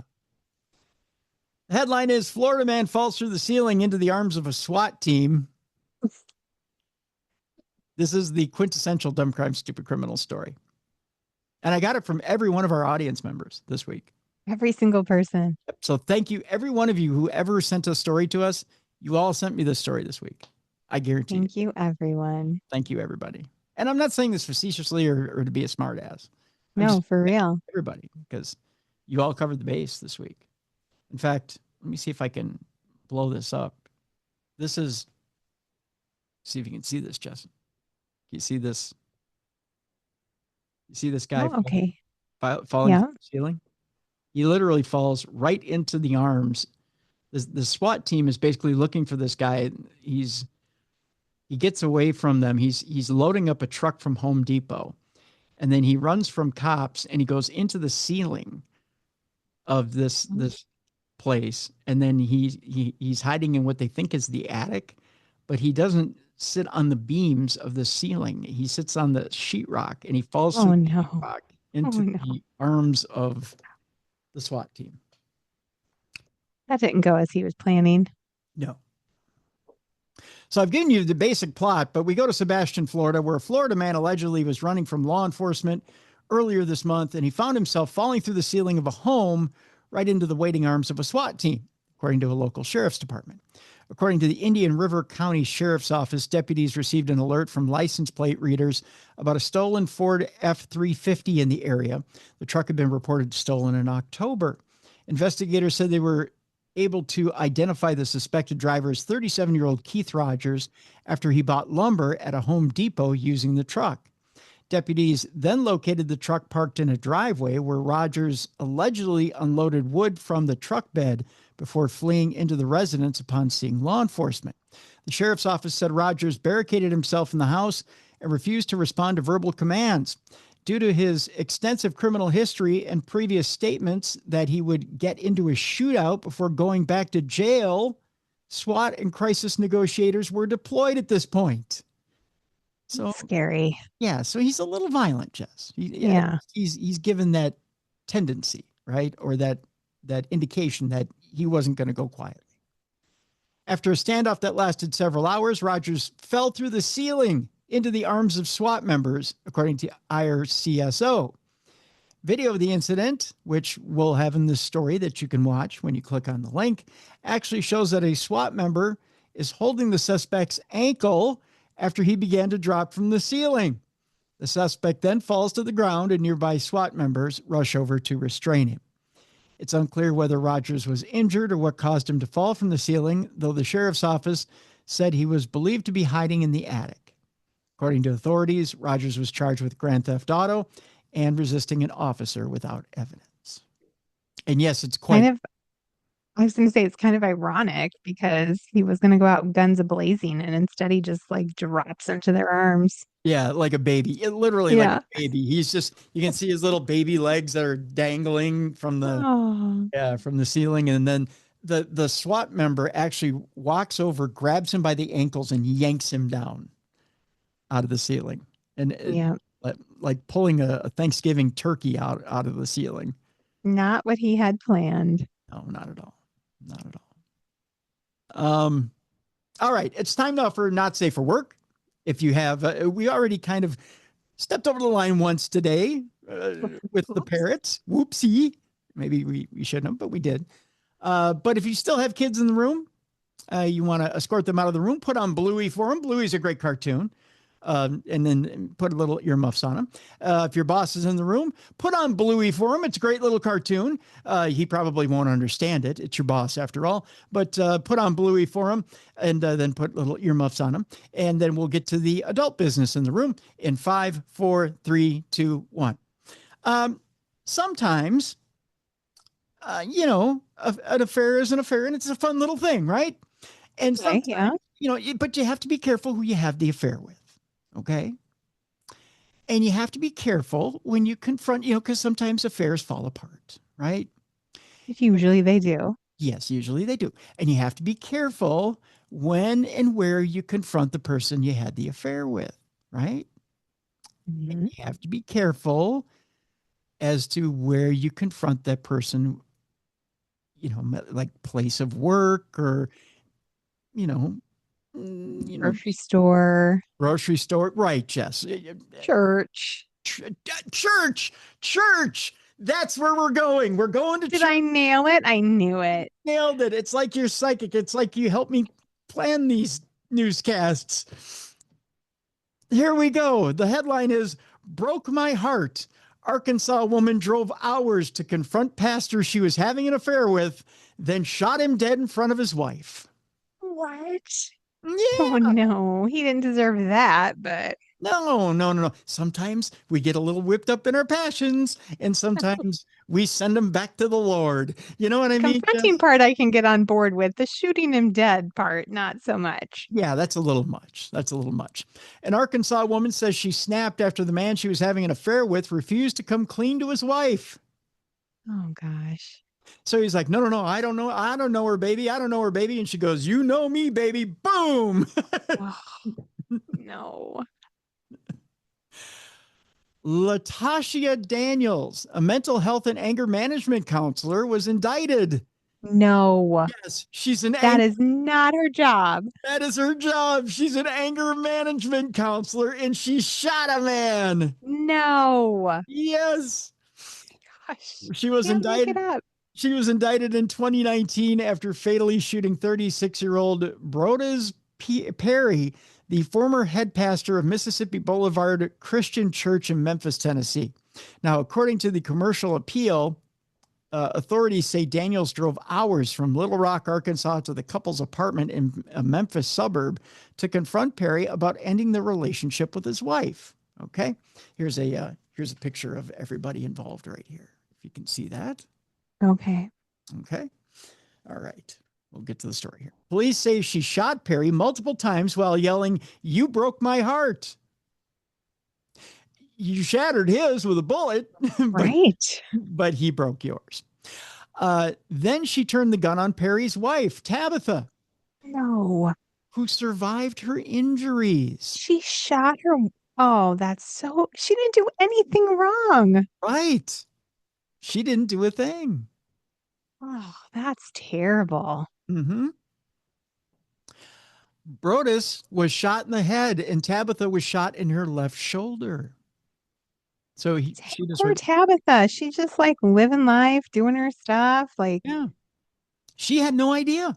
no, she had nothing to do with it. Yeah, she thought her man was just, preaching God's word, living life clean, doing his thing, preaching the gospel to the sheep, right? Oh, And the here comes, story. yeah. Daniels was charged with first-degree murder, attempted first-degree murder, and employing a firearm while committing a dangerous felony. During her week-long trial, Daniels testified that she met Perry through ministry work at St. Mark's Baptist Church in Little Rock. She said that Perry had offered to counsel her while she confided in him about her marital issues. Yes, she was married too, and her husband's emotional neglect and distance. During their second counseling session, she said that their relationship became sexual. She knew Perry was married as well. So it's not like she was completely innocent in the whole deal. But she decided to end it. I mean, like, end it for everyone involved. Except herself. Except herself, right? She didn't take herself out in this whole deal. Daniels described the early days of their relationship as amazing, a time when Perry was extremely affectionate, bought her expensive gifts, took her on trips, and paid for her membership at a high-end cigar lounge that he frequented. Oh, she likes a good cigar. There's something to be said about that. Daniels said that during the affair, she and Perry always made sure to include a third person on public outings to make it look like they were conducting church business. However, as the affair continued, she said that Perry grew manipulative and controlling. Towards the end of the relationship, she said he allegedly made her say yes, sir, and no, sir, when talking to him. So you shot him over that? I mean, just don't go out with him anymore. Right. During their trips together, Daniels said Perry made her pay travel expenses, but he financed everything else. She claimed that Perry would not allow her to wear clothes in their hotel rooms and withdrew affection if she was clothed. She also testified that their primary mode of communication was through an app that the pastor urged her to download, which deletes messages immediately after they're sent. Perry also allegedly told Daniels that their relationship couldn't go to the next stage until she divorced her husband. She said that she divorced her husband of 8 years, but Perry stayed married to his wife. Daniels also said that Perry often brought up the concept of ethical non-monogamy, that's in quotes, and asked her to find another person that she and Perry could invite into their sexual relationship. Perry also allegedly claimed that his wife was aware of the non-monogamy concept and permitted him to have an open marriage. However, Daniels said that Perry's wife had no idea about their affair, which the pastor's wife also told police. Daniels also testified that Perry gave her very specific instructions not to call 911 in the event that something were to happen to him while they were together, but to contact another pastor that they knew. Huh, that's a strange directive. Yeah. He doesn't sound like a guy worth killing over, though. No. On one occasion in October of 2017, Perry allegedly told Daniels he planned to leave his wife after sending her to Florida. Daniels said she and Perry spent days together while his wife was away and even traveled overseas. When Perry was finally promoted as executive pastor of Mississippi Boulevard Christian Church in Tennessee, Daniels testified that he visited Arkansas from time to time to continue the affair. On March of 2019, Daniels said she attempted to kill herself in front of Perry after he grew cold towards her, but Perry talked her out of it. 1 month later, Perry allegedly texted Daniels to suggest that they end the affair. Daniels said she wanted to end her life after that. She typed a suicide note in her phone, grabbed a gun, and said she started driving to a local park where she said she planned to shoot herself. As she was on the interstate, she said she saw the Memphis exit and decided to drive to the city instead. She headed to the cigar lounge that Perry often visited and found Perry, who allegedly suggested they go to his apartment and admit their affair to his wife. Daniels said that Perry's wife was friendly and welcoming toward her during the visit, but Perry ultimately never fessed up. Daniels said that when the meeting went nowhere, Perry decided to end the visit. She said she didn't remember firing the gun and that she never planned to harm anyone. She reiterated that the only person she wanted to harm that day was herself. "I'm so very sorry," Daniel said on the stand. "I never wanted to hurt anybody." Perry's widow, Tabitha Archie, testified as a state witness and recounted what she witnessed during the shooting. When questioned by defense attorneys, Archie said that she was shot. Daniel said something to the effect of, "I didn't mean to." Archie said that when police arrived, Daniels pointed the gun at herself, and responding officers had talked her out of self-harm. The prosecution argued that Daniels' shooting was intentional in the same way that her choice to engage in an affair with Perry was intentional. Her defense attorneys asserted that the shooting was done in the heat of the moment. Prosecutors say Daniels spent roughly 3 hours driving to Memphis and 20 minutes speaking to Perry's wife before pulling out the gun. They argued that the shooting stemmed from Daniels' anger and heartbreak over the breakup with Perry, but Perry testified that she loved the pastor and wouldn't have intentionally harmed him or hurt him. When Daniels' defense attorneys questioned her about her mental state, she said that she was not her normal, hold on just 1 second, the story jumped here, that she was not her normal, I'll get back to it here. The prosecution argued that the shooting was intentional in the same way that her choice to engage in an affair with Perry was intentional. Her defense attorneys asserted that the shooting was done in the heat of the moment. Prosecutors say Daniels spent roughly, I said that already. When Daniels' defense attorneys questioned her about her mental state, she said that she was not her normal, healthy self and hadn't been in a good mental state the day of the shooting. After deliberating, the jury convicted Daniels of lesser charges, including second-degree murder and reckless endangerment. The conviction means Daniels, now 46, won't face a life sentence in prison. Second-degree murder carries 15 to 25 years. Reckless endangerment is a Class D. It carries 2 to 4 years, said ADA Kevin McAlpin. Daniels will be sentenced on December 17th. That's a wild one. Yeah, interesting story. That's for sure. All right. If you thought that was wild, I have one more wild criminal case, and then we'll get to some interesting lighter stuff here. A police officer is accused of providing sperm to a minor that he met on a Just a Baby app, according to authorities. Whoa, there's an app for that? You can just get on an app and request sperm? I guess so, yeah. Eeg. You don't have to vet them out too much anymore. It's on an app. There's an app for that, Jess. There's an app for everything, Tim. There is an app for everything. We go to New Orleans, where a police officer in New Orleans is accused of providing a minor with his sperm in hopes of getting her pregnant. The man is 45 years old. His name is Clarence Lee Evans, and he was arrested November 12th on 2 felony counts of indecent behavior with juveniles and 1 felony count of contributing to the delinquency of juveniles. Evans allegedly met the girl on an app called Just a Baby. First of all, it's kind of a creepy name for an app. I'm not going to lie. Super creepy. Yeah. Which connects sperm donors, egg donors, and surrogates for the purpose of conceiving a child. During those meetings, Evans brought the minor to hotels where he provided her with his semen. That just sounds creepy. Ew. What do you put it in a cup or what? I'm about to tell you, which was manually inserted into the juvenile for the purpose of conceiving a child. Look like a turkey baster? I'm thinking. Oh. At this stage of the investigation, authorities said it does not appear Evans and the minor engaged in sexual intercourse. So yes, it had to be the old turkey baster. What is happening? I mean, I guess that's better. I guess that's better. I can't believe it's not butter. Yeah. Yeah.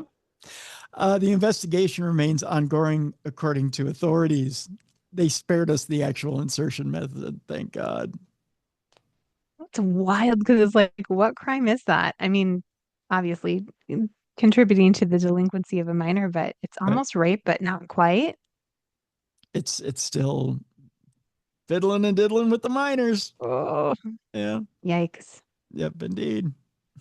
How's that for you? Super ew. Well, if you think that's you, Jess, here we go. You know, it's a little cold out there. It's November. Yes. Normally, Chilly. we get our lewd, nude, and crude stories in the summer because it's nice weather, right? Yeah. But we got some naked jaybirds running around in the cold There you go. despite the shrinkage. That's very brave. Well, there's a couple of guys who evidently love to play helicopter in the middle of winter. Just saying.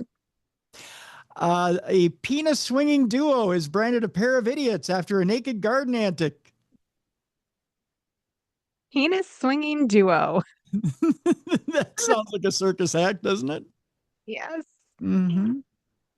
A duo seen swinging their naked genitals around in front of a young family have been branded a pair of idiots in court. Yeah. That's a fair brand. 39-year-old Graham Elder and another man were spotted waving their penises around in circles. Yes, they were playing helicopter in a garden by neighbors with an infant child. This takes place in England. Red-faced Elder was fined £400 on Thursday, November 13th, after a sheriff accepted it as a prank gone wrong rather than a sexual act they were carrying out. Oh, who were they playing the prank on each other? I guess. Elders Weird. from Crieff and admitted committing an act of public indecency in Abbott Crescent, Perth on September 21st by being naked and swinging his penis around with another man. Is this like playing truth or dare or what? Again, I think they're just jumping around playing helicopter with each other and they're trying to convince people that's not a sexual act. Right? I don't know if I'm buying it. I'm not. Fiscal Depute Michael Robertson told Perth Sheriff Court a witness was approaching her 1-year-old daughter when she saw the accused and another male jumping around on the steps, holding their respective penises and swinging them in a circular motion. Well, I mean, good for them. Just good for them. I mean, way to be free. Another witness observed this from their kitchen window. The mother returned to the property with her daughter and called the police to report the matter. I don't blame her. I would too.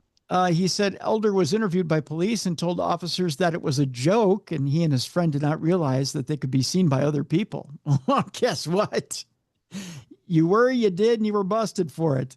I mean, do they have like a huge privacy wall around their backyard? Like, Something tells me no. you live in town, people can see you. That's right. The accused also apologized and said they were told by neighbors that they were a pair of idiots. It was his partner's address. It was separated by a mesh fence, by the way. But there are restricted views between properties. Solicitor Lindsay Barber, defending, said, pair of idiots is perhaps an understatement. That has been accepted by him. He is 40 next year. He has 2 children. Well, that's not good. Oh, how embarrassing. Yeah, it is his position that his pal pulled Mr. Elder's trousers down for a laugh. It was not such a laugh in the cold light of day. It was a drunken moment of stupidity. He is mortified as well as he should be. It was extremely stupid and embarrassing and concerning for those around him. He apologizes again to the people who were distressed by this incident. Sheriff William Wood Oh, no. How? said, as you have identified, it seems from the outset just a bit of stupidity and you have caused some upset. Perhaps having an infant crawling around nearby is not the best look, but it is unlikely the child will have suffered any lasting harm. A warrant was issued for the arrest of a 38-year-old Montrose man. Sheriff Wood was the one who... I mean, if we were writing like a Monty Python skit, that's the name he would use. Sheriff Wood was the one who caught the 2 willies. Wow. Again, you can't make it up. You really can't. You just can't. All right. Last story before our palate cleanser today, Jess. And our palate cleanser, boy, I've got some doozies for you. But they're interesting ones. They have to do with kind of crushing your youth a little bit. Oh, okay. You're going to make me feel sad and old. Okay. Not like that. Boy, I think you're going to love this story, though. As if have you enjoyed the story so far? I've loved them all. Okay. We're going to Montana. First of all, I got to ask you, on a long road trip, do you pull over frequently to have to use the facilities? No, I really, really try to not. So Okay. I like dehydrate myself. Okay. You don't do the adult diaper bit. No adult diapers. I don't like gas station bathrooms, and I don't want to pee on the side of the road. Okay. You've never done the Gatorade bottle by chance or anything like that? No. That's harder for a girl, but my dad and my brother have on long road trips. I've witnessed. I mean, not like watching, but Yeah. No, I hear you. Well, one distracted driver was relieving himself as he got pulled over by a policeman. As in, he didn't want to stop either. he was driving and doing like that would be hard. Oh, yeah. That's distracted driving right there. A Montana man was using a Budweiser can as a urinal when he caused a Oh, crash. bad choice. Yeah, it is. Gatorade bottle would have been better. Yeah. A motorist told police that he was busy attempting to urinate into a Budweiser can when he accidentally plowed into another vehicle on a Montana roadway, according to court records. As detailed in the probable cause affidavit, 53-year-old James Howard was driving his Chevy Suburban on a Missoula roadway when he slammed into the rear of a Volkswagen carrying 2 passengers. Oh no. It's just bad news all the way around. Pee everywhere. Yeah. Yeah, that's the problem with this whole deal. Well, the other thing is, Tim, okay, he's peeing in a can, an empty can, right? Not a bottle. Bottles have nice, glass soft edges. Cans are like something if you feel like you would have it pretty close to be getting it into the container. You might cut the head. Yeah. Yeah. You might get a little cut on there. Yeah. Yikes. A highway patrol officer who arrived at the crash scene Thursday evening reported seeing Howard with a large Budweiser beer can in his right hand, which he moved into the center console. Howard, cops say, handed over the beer can when asked and said it contained urine and not beer. He further explained that he rear-ended the vehicle because he was attempting to urinate into the beer can while driving. The Volkswagen driver told cops he was at a stoplight after exiting Interstate 90 when he saw lights approaching in his rearview mirror and told his girlfriend to brace for impact.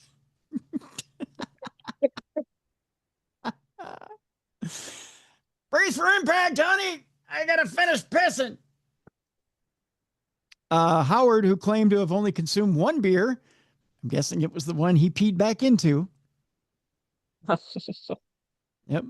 Reportedly smelled of alcohol. His speech was slow and slurred, and his pants were wet with urine. So he didn't hit that much of the can.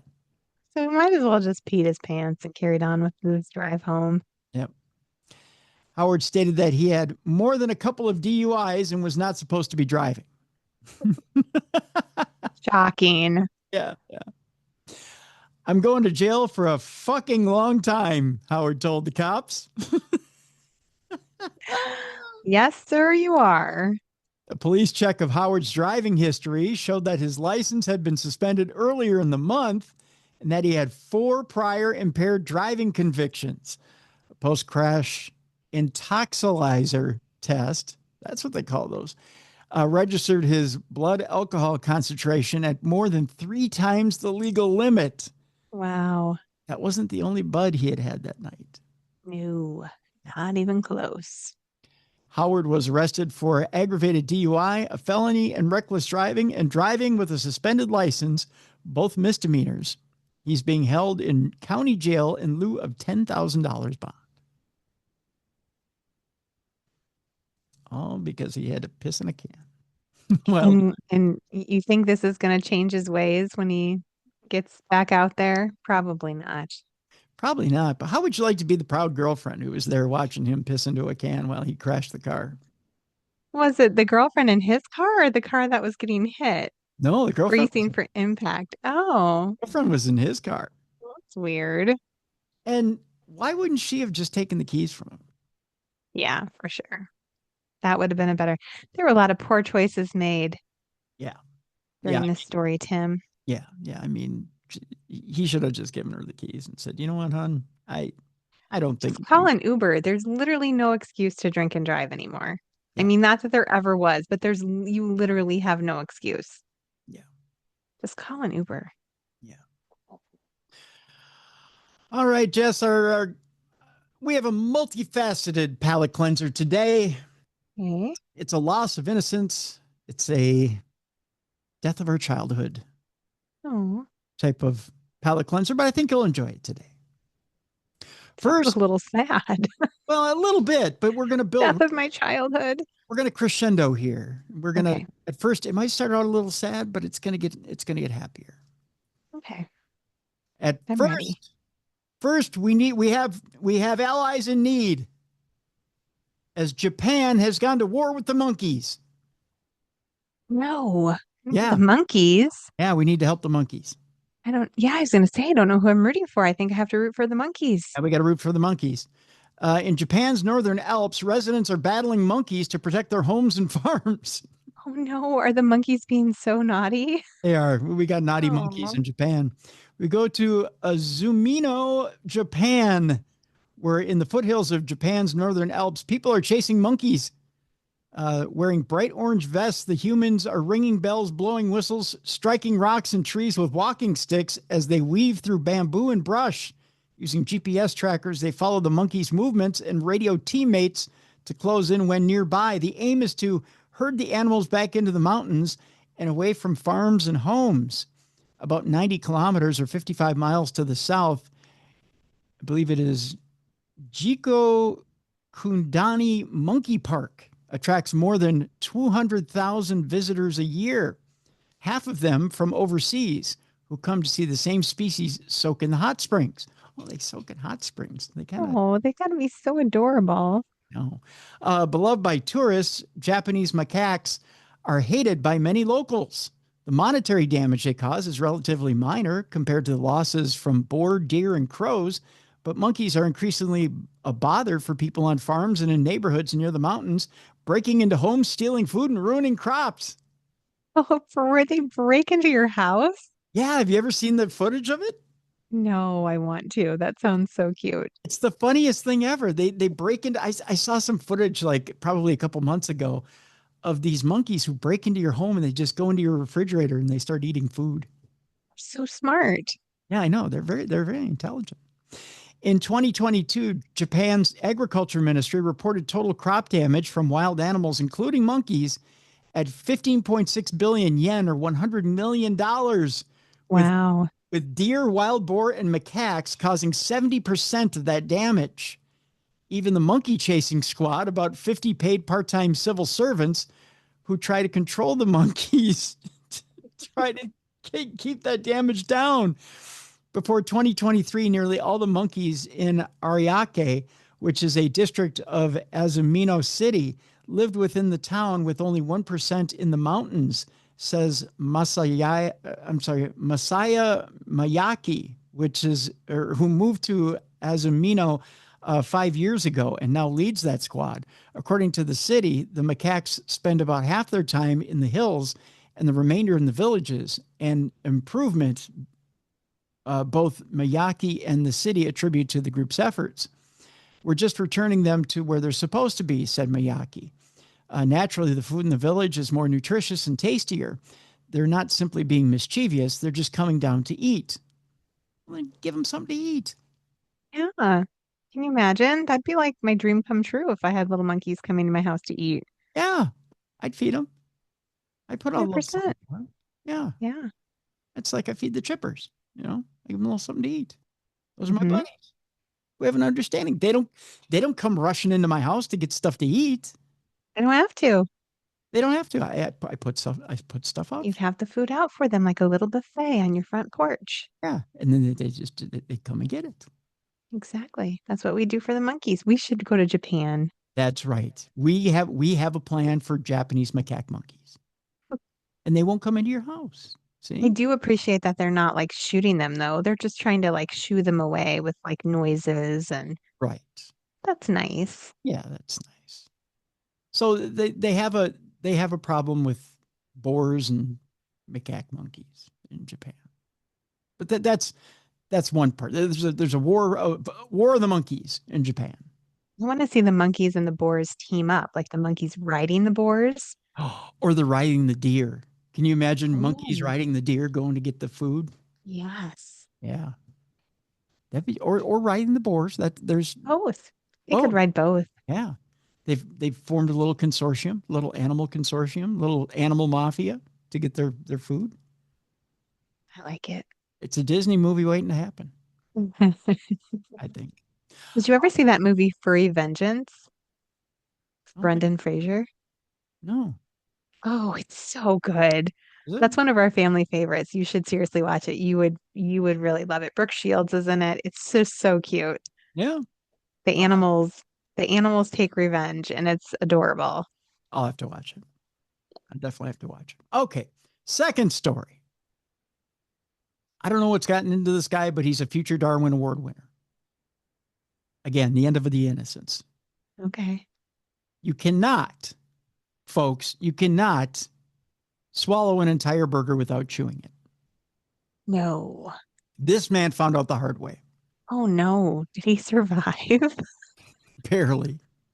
22-year-old man is fighting for his life after swallowing an entire burger without chewing it for a joke. Oh, on purpose. He wasn't even like just breathed in too fast or laughed or something. And wow, He did it on a dare. A how dumb. 22-year-old is fighting for his life in a hospital after he swallowed an entire burger for a joke on Thursday. The man, who has not been named, is reportedly on a ventilator after the alleged prank during a meal with friends, having caused significant damage to his vital organs. Oh no. He can't do that. He was taken to the intensive care unit of the G. Genomatis Hospital in the town of Karapi, Greece, on November 13th and is in critical condition. A friend who was with him at the time said the man began panicking after swallowing the burger before collapsing on the ground. They told local media he had something like a panic attack. He gets up and runs a bit further away. We thought he was going to spit it out and didn't want to make a mess around others. He didn't do that. He makes a move to come back and then goes away again to spit it out. And we thought, okay, now it's coming.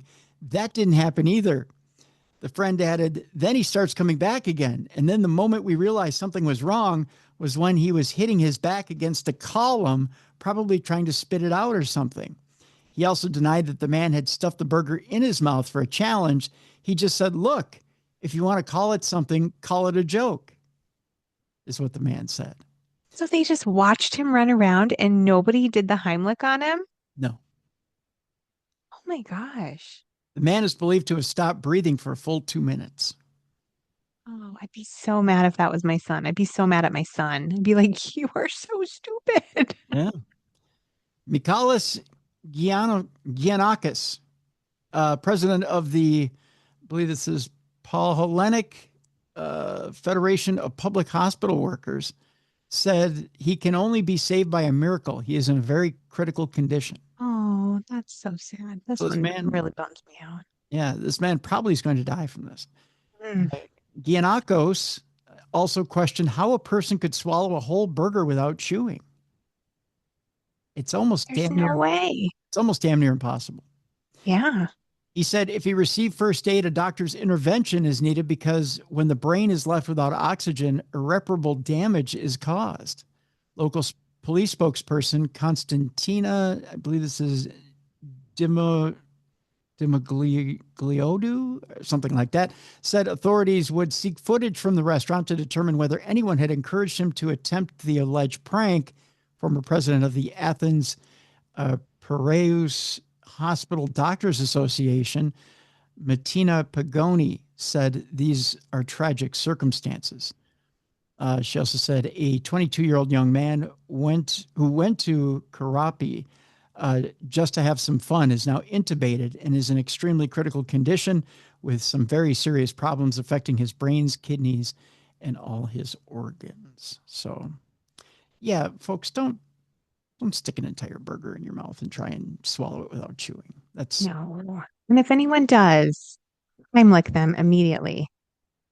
yeah, yeah. Yeah, or stick your hand on their throat and pull it out. Right? It couldn't be that far down. No. Or take an instrument of some sort and try to dig it out, dig I pieces don't of think it my out. my throat has the capacity to like have a whole burger go down it. Yeah, it's hard to do. I mean, Oh, it's hard to do. Hard to do. All right, here's your true end of the innocence right here, Jess. I have to ask you a question. In okay. 1985, there was Okay. there's a film that hit the silver screen. And I have to ask you this question. Where were you when Follow That Bird came out to silver screens? Follow That Bird? Mm-hmm. I don't think I've ever heard of that one. You remember that movie? It was a Sesame Street movie. Do you remember the movie where Big Bird hits the road? He decides he's going to take his suitcase and I don't know if I ever saw it. I was a Sesame Street watcher, but like on public television. Was that I feel like it probably wasn't played on public television. you don't remember the movie when it came out where he decides to, I think if I remember the plot, he ran away from home Yeah. and he took a suitcase and he went off and ran away from home. I don't remember it. Did you see it? Yeah. Oh yeah. I saw it. Yeah. Hmm. I've always been a big Muppets fan. So Was it in theaters? Like maybe yes. that's why I didn't see it. Yeah, Oh, it was okay. in theaters. Yeah. That costs extra money, Tim.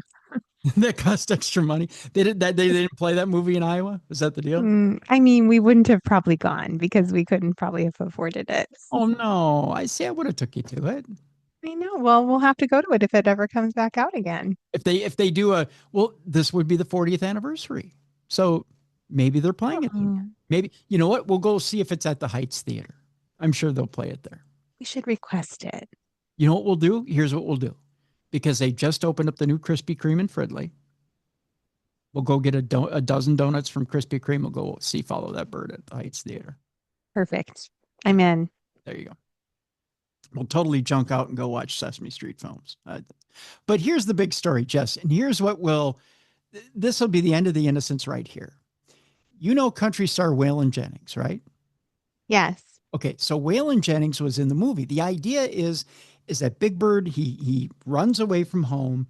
And when Big Bird runs away from home, he has all these adventures and he meets all these people. Kind of like, remember like Pee-wee's Big Adventure when Pee-wee, Oh, yeah. when he ran away from home, he ran into all these celebrities. Yeah, I remember that one. Okay, so this is kind of like that. Okay. Okay, so Pee-wee runs into all these celebrities. Big Bird ran into all these celebrities when Big Bird was, out on the road. Well, there's a scene where Waylon Jennings is driving along in his truck and he picks up Big Bird.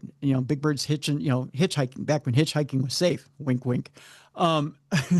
So before all the serial killers ruined it for everyone. Yeah. Which, in the 80s, there were serial killers. So why Big Bird was hitchhiking and showing kids it was safe, I have no idea. It was a bad choice. Oh, wow. That's crazy. Right.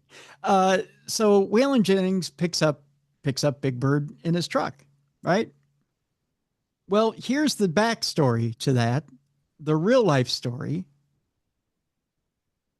on the set.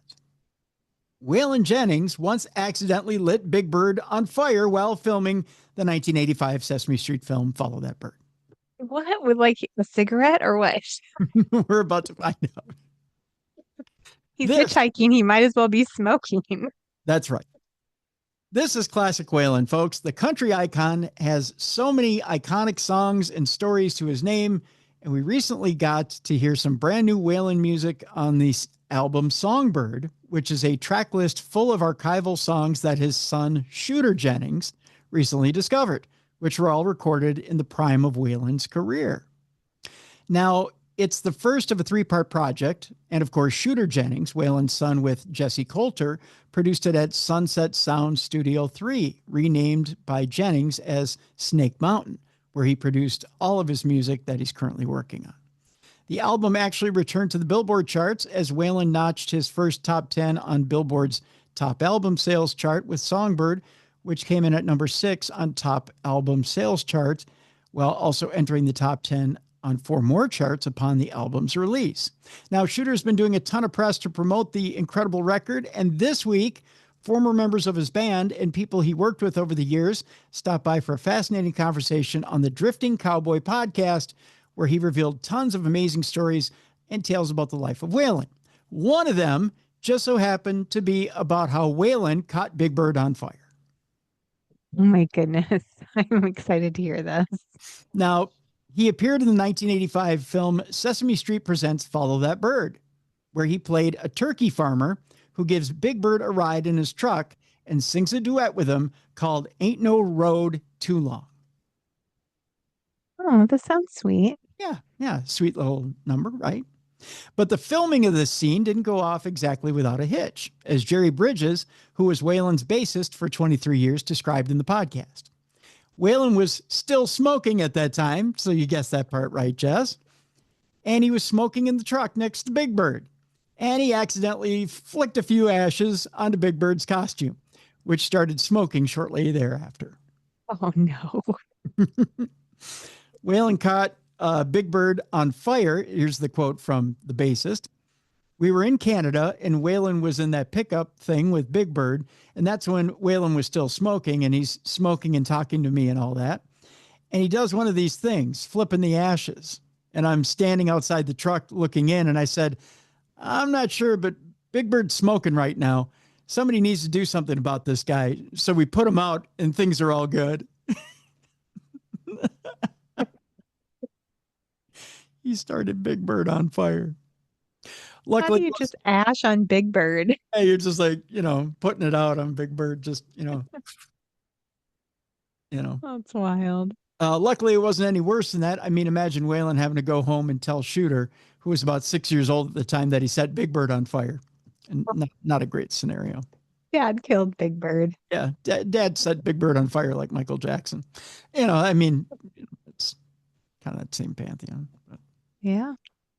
But that, Kind of around that same time, right? I mean, maybe that was in the later 80s. well, that was 80. That was 84, because that was right before the Jackson's Victory Tour. Oh, okay. And so it would have been Michael that went up first. Big Bird went up second. So, yeah. We had a slew of celebrities that spontaneously combusted in the 80s. It was kind Michael was the OG, though. Yeah, Michael was the OG. Yeah. So, yeah. Interesting little we that's how we end our program today, with spontaneous combustions. I like it. That's cute. There you go. So that's how we end the program today. So what's new in your world, Jess? Well, we do have an event coming up, and we have investigation-only tickets at a hotel in Stillwater, the Water Street Inn, December 6th, I want to say, that first Saturday in December. So if anybody's interested in those, you're more than welcome to join us for the investigation. All right. Limited number of tickets, but Is there a link on the website? there is a link on my website. So you'll see the link for the full retreat, which is one price. But if you're just interested in doing the investigation, we opened it up for a handful of tickets for people who want to come. So, okay, cool. Yeah, we could give you a discount code. I can't think of what it is off the top of my head, but why don't I give it to you? You can put it in maybe in the show notes. Yes, please. Okay. All right. Sounds good. All right. There's that. And then you have a New Year's event coming up as well, right? Yeah, the Palmer House. We do it every year. This is our 3rd year at the Palmer House to celebrate not New Year's Eve, but the first weekend usually after. And I think that one's maybe on the 9th. We schedule it when my kids are home for Christmas break because they love to go so much. So yeah, January 9th through the 11th, we have a Palmer House event, and that'll be like all the stuff, the writing, the art, and everything. I brought it down a little bit. I made it a little bit more condensed because I feel like life is expensive right now, or the world is financially a little strained. So it's a little cheaper than our tickets normally are. So I kind of finagled it a bit so I could make it a little bit more affordable. So, Well, there you go. Well, yeah, and tickets are on my website for that too. All right, great. So we'll put there's links up to Jess's website in the description of this program, and we'll have that discount code for you too as well for the December event here. So check that out, folks. And again, we want to see you up at the Palmer, of course, in January, folks. Yes. Yeah. So You're coming in January too, right? yeah, I'll be there. I'll be there in January. My favorite. You can come ghost hunt with Tim and I. Yeah, come hang out with us in January. Have a good time with us. So that'll be in the description of this program. So come to both events, folks. Have a good time. Jess always throws a good party. So come. We have fun. I actually, in that one, I think I'm bringing karaoke. We're gonna be singing and having a good old time. There you go. All right. Tomorrow on the program, Supernatural News, Mally Fox. Thursday, we are talking. I'll give you this much of a hint.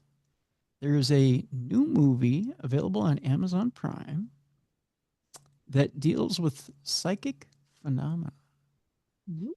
Not just psychic phenomena in remote viewing, but also having to do with contact with aliens.